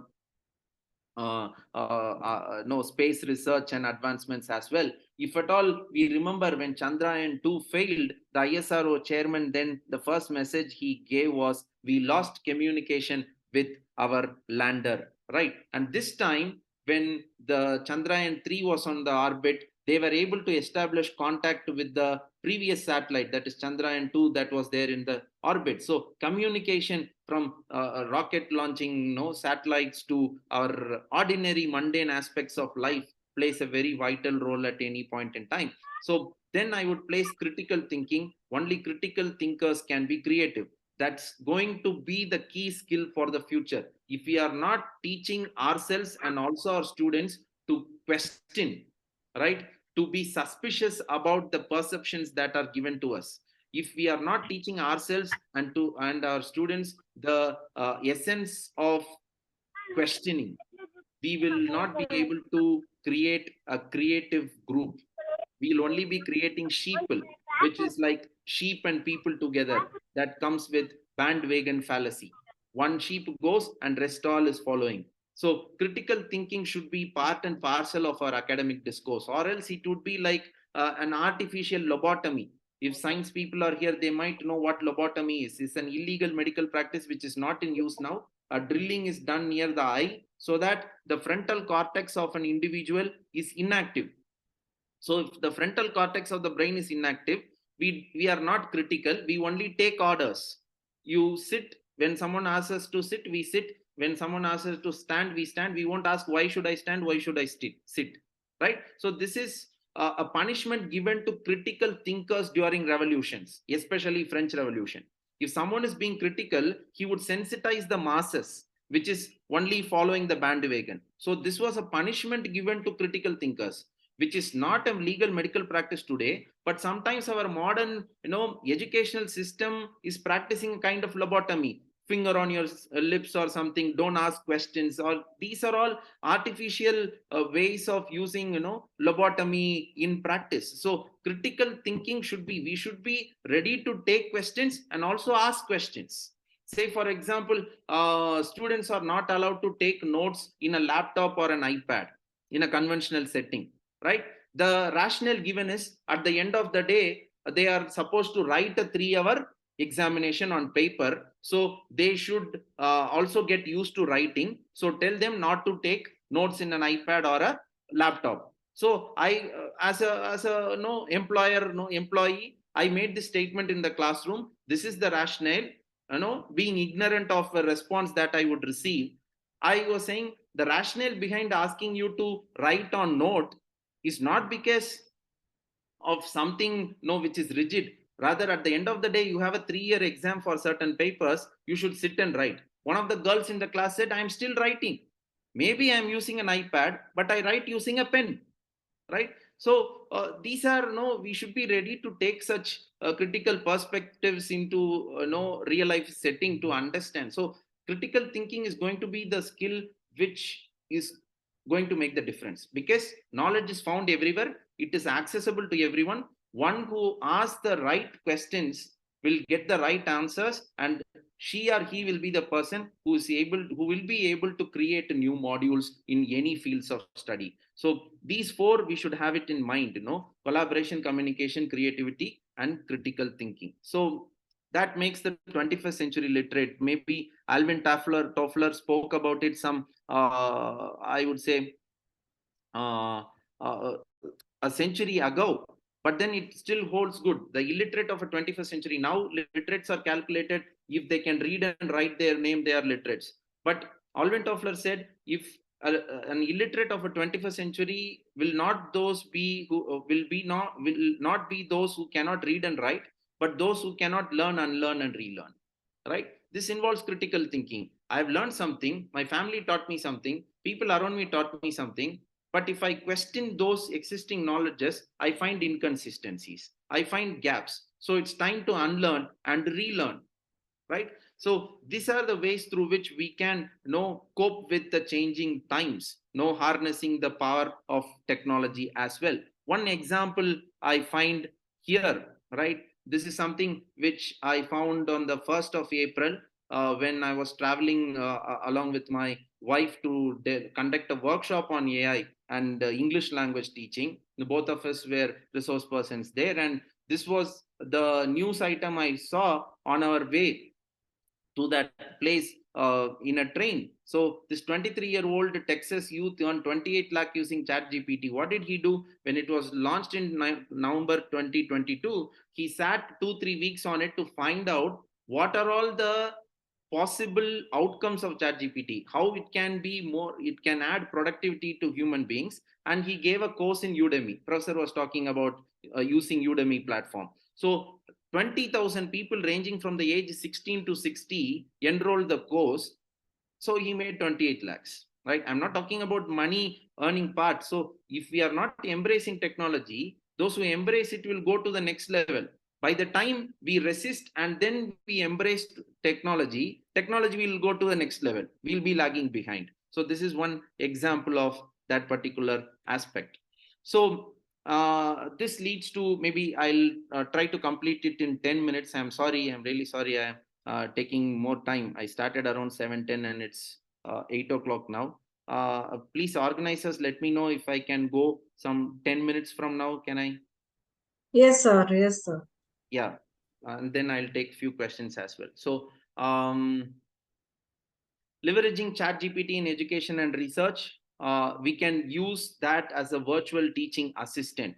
Of course, I have named my ChatGPT login as CoT, a nickname I gave to ChatGPT, though it's not a human being. I want to create a kind of a human interaction. CoT stands for co-teacher. And for some reason, my ChatGPT calls me Starlight. And be careful by not, letting ChatGPT know everything about you. Have it within the academic space. Don't divulge your financial, economical, or even the personal things with that, because there is nothing private in the cyber world.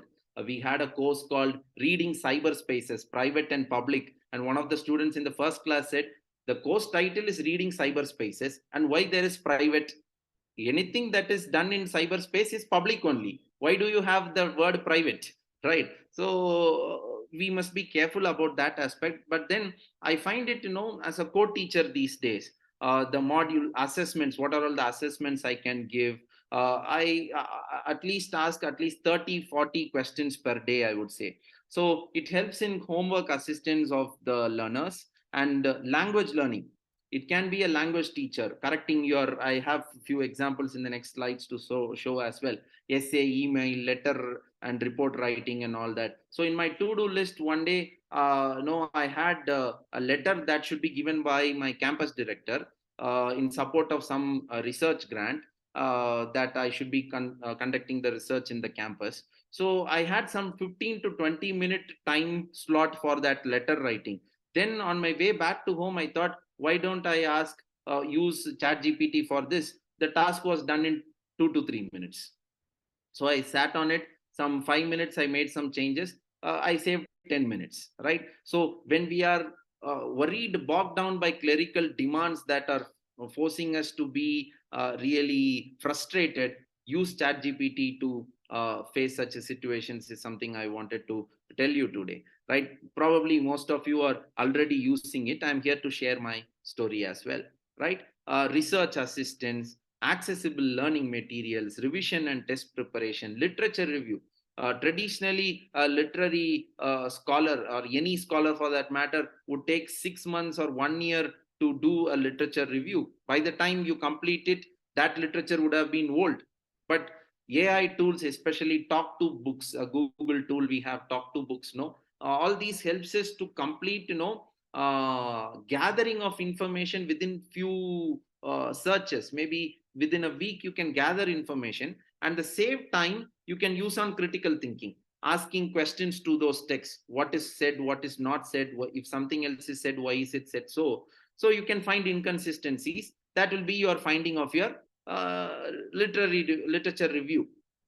So the first part of collecting information is now, that's why I said, leave the lots to AI and concentrate on HOTS. That's what I was talking about. So it even helps you in generating hypothesis, citation managements, and then collaborative citation management. You all know there are many tools to manage our citations as well. But we should have, and I told you, we should be smart enough. We should be smart enough, or else we will commit certain mistakes which are very ignorant and naive, and people will laugh at us. So we should be really smart to make use of AI tools. That's something which we should be concerned about. Collaborative research, data visualization, I also spoke about it in the functions of AI. Survey designs, it gives you designs to conduct effective empirical survey.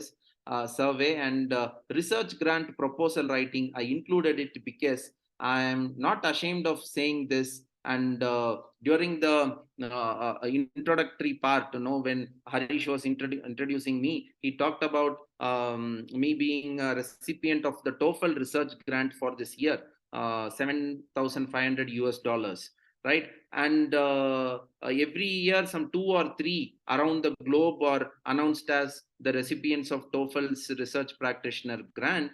And the honor that I feel is because I become the first Indian to receive this award since its inception from 2013. And I owe a lot to ChatGPT for the proposal writing part. I do not know whether other competitors or different parts of the world who were writing for this particular grant, they used AI or not. I should honestly accept it. July 15th was the deadline, and that too with our clerical demands and all that, a lot of events on campus were going on. July 15 Eastern time 11:59, which means Indian time next day morning 9:30. So I had that window. So I sat on it. Honestly, I had only the idea in my mind. I sat on it around 10:30 the previous night, and I have a window till 9:30 next morning. And I completed my proposal around 6 o'clock in the morning, from 10:30 to 6. You won't believe, it was like someone big in ELT is interacting with me.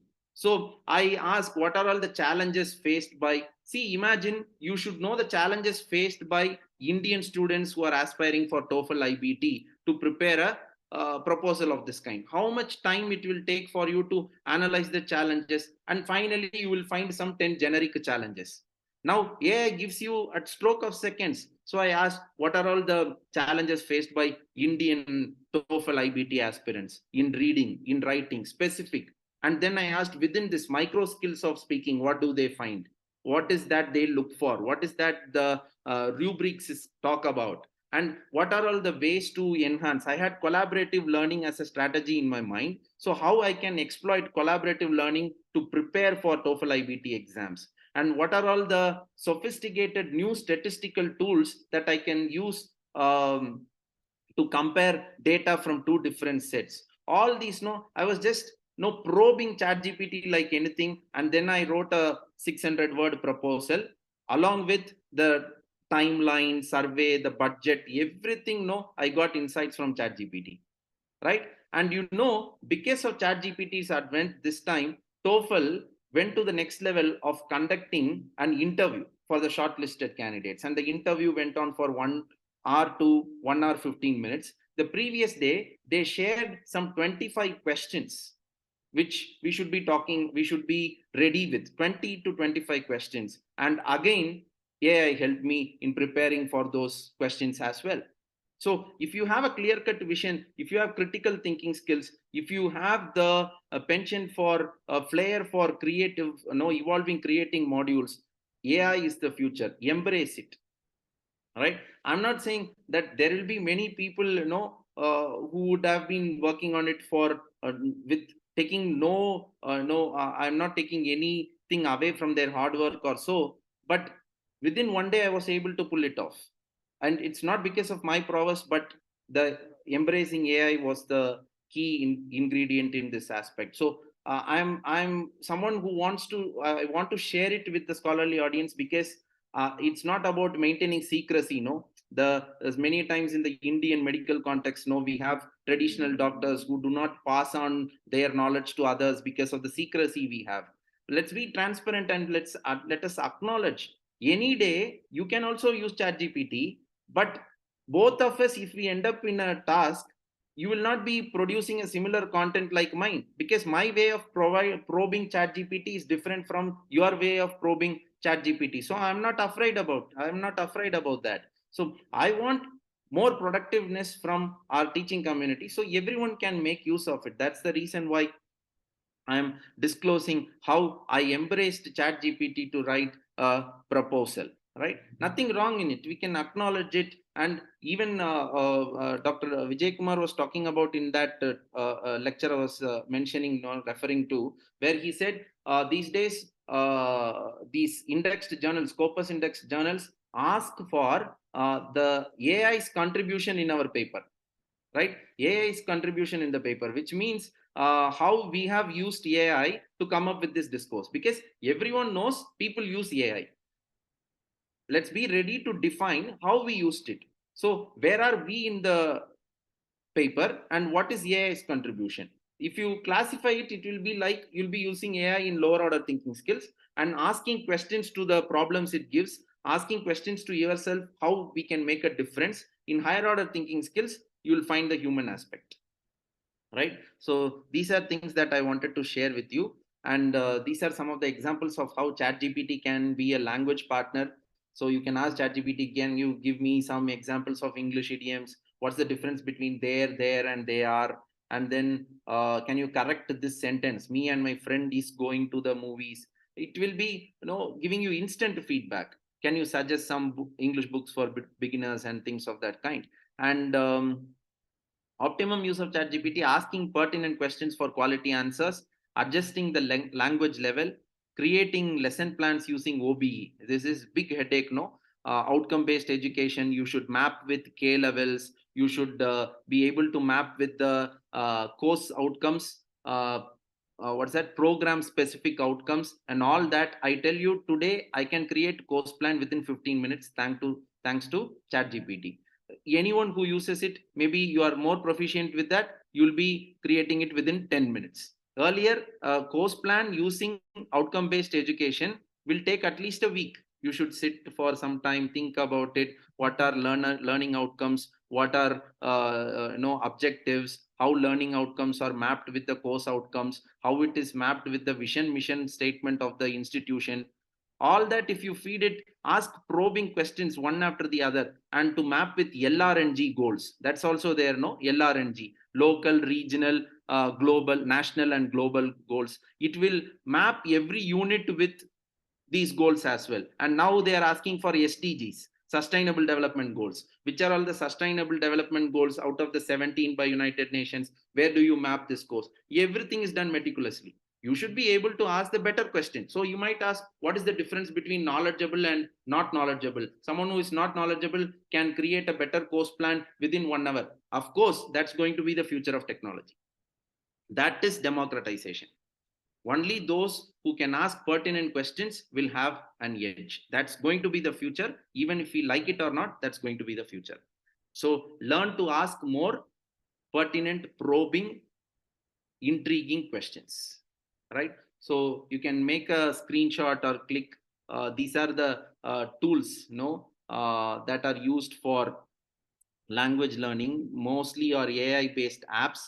There is one research gap here. Most of these apps, the Indian language, the source language to target language you should be choosing, you will predominantly find Hindi. So there is a scope. We can create vernacular language based AI modules. If you can collaborate with the computer application or students,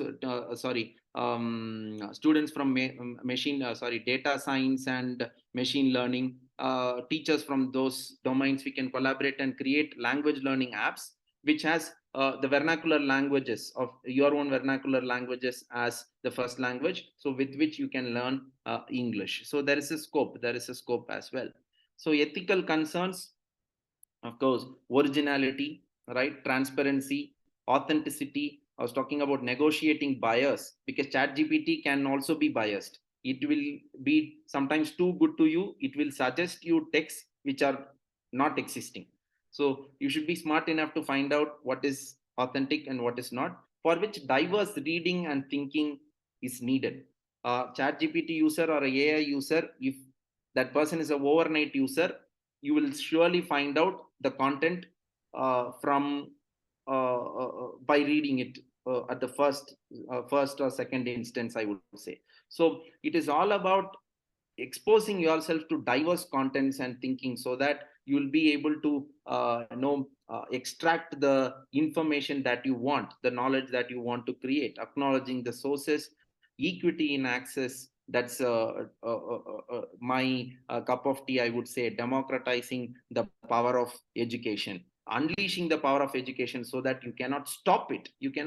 That's something you find in Tamil Nadu as well. Engineering education is democratized, though we complain about the quantity of colleges, number of colleges. Today I'm living in Bangalore. You come to Electronic City, wherever you find Tamilians, ordinary people, watchman's son, mill worker's son, they were able to afford engineering studies because it was democratized during the 90s and 2000s. So anyone who had some flair for learning, they had a basic degree, they enhanced themselves, and their life, their families face, their lifestyle, everything changes. So democratizing technology is something which is important. Cyber security concerns I was talking about, and the significance of human touch in all this. I always use the example of the film Titanic. Titanic had at least 7 versions before the film that we know. James Cameron's Titanic is at least the 7th film version of history. Everyone knows the ship will be sinking, but what made Titanic a masterpiece? It ended up winning 11 Academy Awards. Is the human touch. It touched upon human emotions, which the other creators were not talking about. When James Cameron, the director, also spoke about how touching upon the idea of love. When people were concentrating on the sinking ship, I shifted the focus from the sinking ship to a sinking love between people from 2 different classes. That was his social thought. 2 different classes. So that became a universal theme, right? So significance of human touch is part and parcel of any technological developments, and that's what makes us irreplaceable. So technology will be replacing teachers who do not use technology. But if we use it, I quote again Dr. John Shaker's statement. So if we use it, we'll have a human touch, and that will make us irreplaceable, is my suggestion. So we come to the last part. So practical solutions using high collaboration. Here I mean human AI collaboration, right? So I would say collaborate, do not hate, say hi, embrace to enhance, not to replace. Embrace to enhance our productivity, not to replace our productivity. And to reinstate what Dr. Vijay Kumar said, consume and also co-construct. Visualize ourselves as co-constructors of knowledge. The era of consumption alone is done, because anyone can consume any knowledge at any point in time. So this space is for academicians who co-construct knowledge and ensure community engagements. That's where we can bring in sustainable developmental goals. It starts like no poverty, zero hunger, reduced inequality, life on land, life below land, sustainable cities. There are 17 goals. These days for ranking agencies ask for the institution's contribution to SDGs, and explore the research grants. Last year I read somewhere, I don't remember where it was, close to 3,000 crores of Indian rupee money went wasted, because these are money allotted for corporate social responsibility. Lack of quality proposals. This money was not utilized, right? If students can collaborate with teachers, community engagement projects to ensure sustainable development, to reduce poverty, to alleviate poverty, if we can touch upon use AI to write such proposals, you can exploit the resources that are meant for corporate social responsibility. Technology for sophistication or utility. This is a question. Don't use technology just because it is available. Use it only when it is needed to enhance our productivity and efficiency. I can give examples, but we are running short of time. I cut short here. And the next big thing, metaverse, a combination of augmented and virtual reality, gives us a kind of immersive learning experience. Say, for example, a big pin in a particular field of study will sit in front of you and teach you those concepts, right? That's going to be the future. So what will happen to ordinary teachers who reproduce knowledge which is created by someone else? That's why it is important to construct knowledge. Democratizing AI access, that's what I was talking about. Empowerment using AI, lifelong learning, right? Because AI ensures lifelong learning. We should democratize AI access, because we literature scholars know. William Butler Yeats talks about education is not the filling of a pail, but the lighting of a fire. The word educate in itself means educare, which means lead out, not thrusting something in, rather bring out. So if we don't teach today's students, of how we taught yesterday, we are robbing them of a beautiful tomorrow. This is a quote by John Dewey. If we don't teach today's students of if we teach today's students of how we taught them yesterday, we are robbing them a beautiful tomorrow. So we sometimes are inheriting wealth and money by robbing a beautiful tomorrow of our academic community by doing something which has been done for ages. So we should prepare them for tomorrow. One more quote to give perspective, I'll be right. The art of teaching is in the art of assisting discovery. Mark Van Doren talks about that. And then Malcolm X talks about education is the passport to future. For tomorrow belongs to those who prepare for it today. So as teachers, we should be teaching in today's standards, not with something which we did earlier. So we'll be robbing them of a tomorrow. That's what these discourses talk about. So hone higher order thinking skills using AI that ensures more productivity. I'm just summarizing the things. This is a quote: imagine, design, and build by Al Maktoum. Maktoum, Al Maktoum is the pronunciation, right? So he is the crown prince of United Arab Emirates. So this person in 2015 in a conference inauguration, when I was attending, he said, people believe UAE is associated with oil resources. But I tell you, oil is our past, tourism is our present, and education is our future, right? And this same person in 2020, when Dubai built the Museum of Future, how world will look like after 100 years, a museum of future. I do not know any of the, even I have not gone there. It's after 2020. If any of the participants who have been to Museum of Future, they might know. On the inauguration day, he made this statement: future belongs to those who can imagine, design, and build. Future belongs to those who imagine, design, and build. And I would add one more word here, and document it.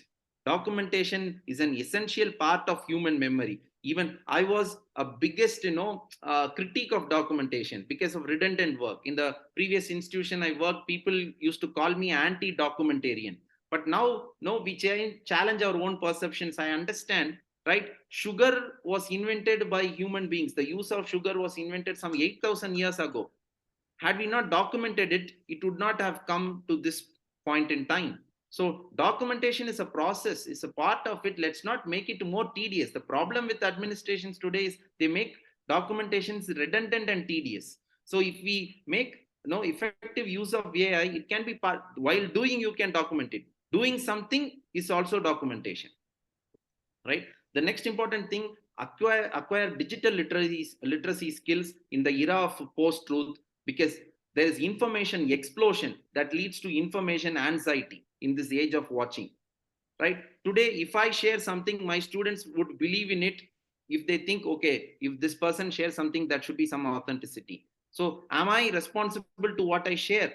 We are always on an emotional pull to share things, but digital literacy talks about information processing, right? Check the authenticity, and more importantly, check for its purpose. There is a short text by Girish Balachandran titled Truth in the Age of Social Media, where he talks about truth in the age of social media, where he talks about talking to the message that has come to you, whether it's a meme or something. It is based on the algorithm. You search a lot about a particular political leader, you get all good things about the person, you think the person is good. And you get a villainized picture of some other politician, you think that person is bad. But it is based on your algorithm search, right? So talk to the text. Why are you here? What are you trying to do with me? Say, for example, sometimes things can be authentic, but just because it's authentic, we need not share it. For example, there is a communal violence somewhere in this part of the place where I live. I happen to see it. If I share about it, I become an authentic source to the people living in my native, because I share the news from the hotspot, and that may cause communal violence at that part of the country or that part of the world. So it's not only about authenticity. Ask for the purpose of the information that you encounter. What is your purpose? Is it to spread positivity, that is peace, or is it to spread hatred? Right? These are certain things which teachers, we lack at some point in time. We pass hatred at many instances without thinking about the consequences. Just because we are emotionally associated with the message, we pass on, right? So this information processing will lead to challenging assumptions and perspectives. We are filled with a lot of assumptions. Nothing is true. Things are all completely naturalized. We should come out of that perspectives to find out which is the better way to live and succeed in the future. I'm completing. So evolving locally appropriate modules, right? We are all consumers of Western, consumers of established modules which are already there, but using AI, we can evolve locally appropriate modules, which is more important, right? And then employing learning oriented assessments. That's what I was talking about. Having a separate AI based assessment should be part and parcel of any course. Writing chat GPT prompts should be a component of academic writing, right?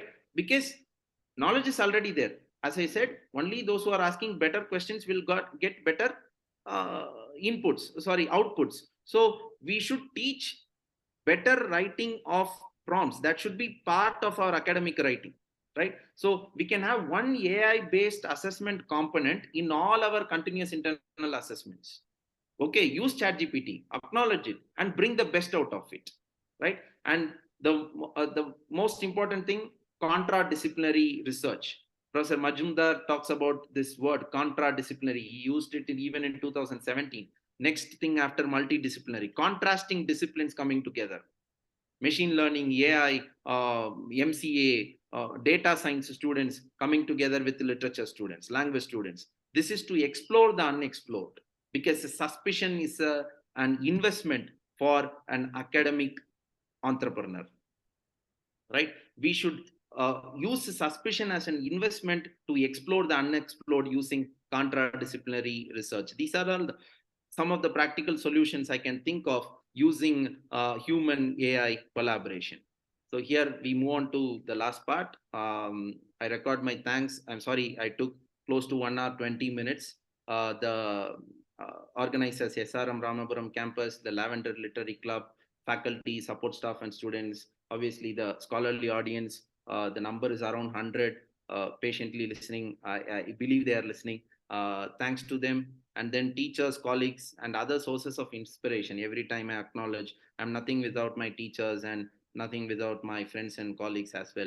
And Dr. K. Aparna Shri Preeti is my wife. And usually we collaborate in our presentations wherever we go. And most of these ideas are also is a product of our collaborative thinking over the years and months. So I acknowledge her presence in this presentation as well. And of course, ChatGPT.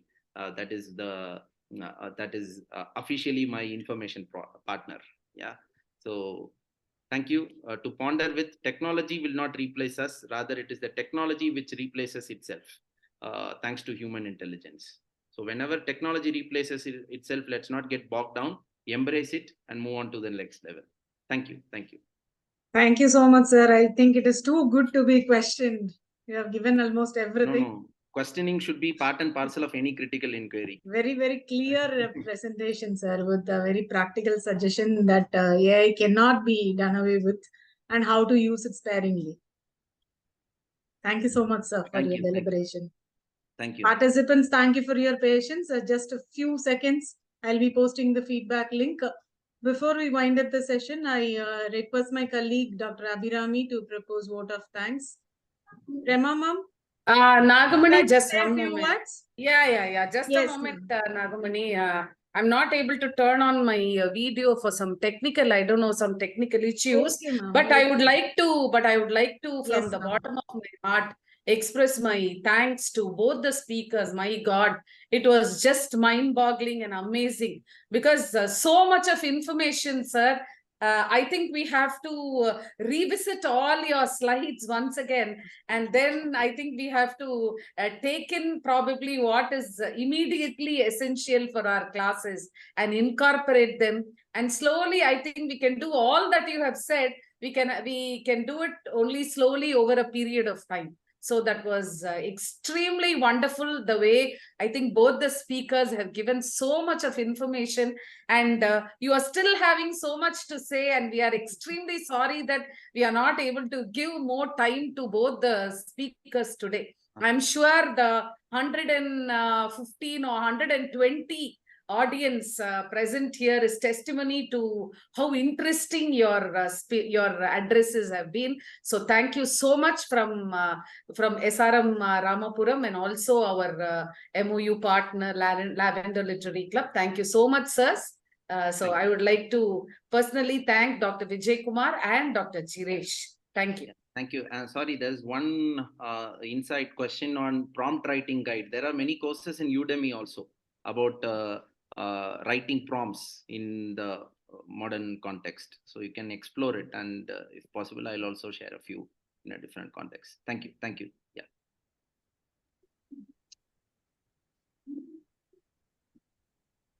Abhirami? Yes, ma'am. Shall I start, ma'am? Yes. Yes, Abhirami.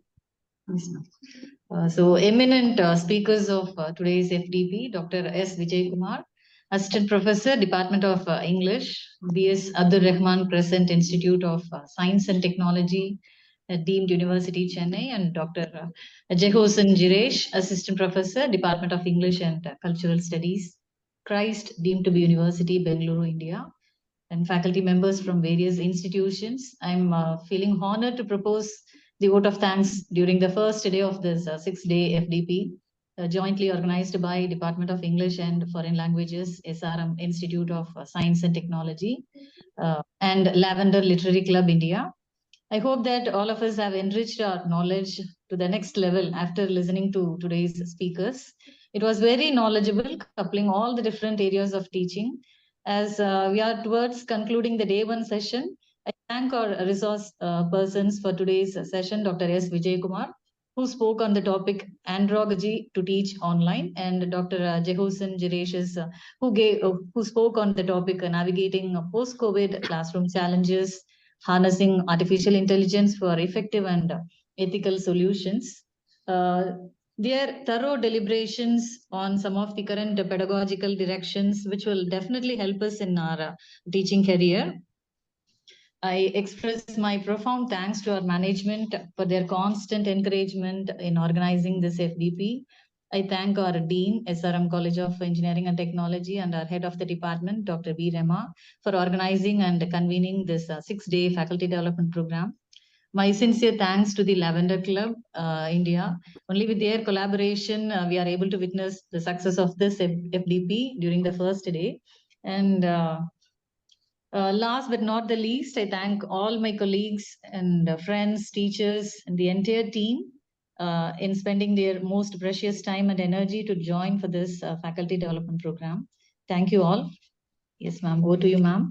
Nagmani, ma'am. Thank you, Abhirami, for a very warm note of gratitude. Thank you, ma'am. Thank you, sirs, for being with us today. And it has made a great start for the FDP, I believe. Thank you so much once again, and we wish to be inviting you again for some other programs, sir. Thank you. Sure. We'll be happy to collaborate. Yeah. Participants' feedback link is being posted in the chat box. Kindly make use of it. We'll be here in the forum for 5 more minutes. And just a personal request, kindly do not make calls for feedback link after the session gets over. Enough times I have been posting the feedback link. Make use of it and fill it carefully.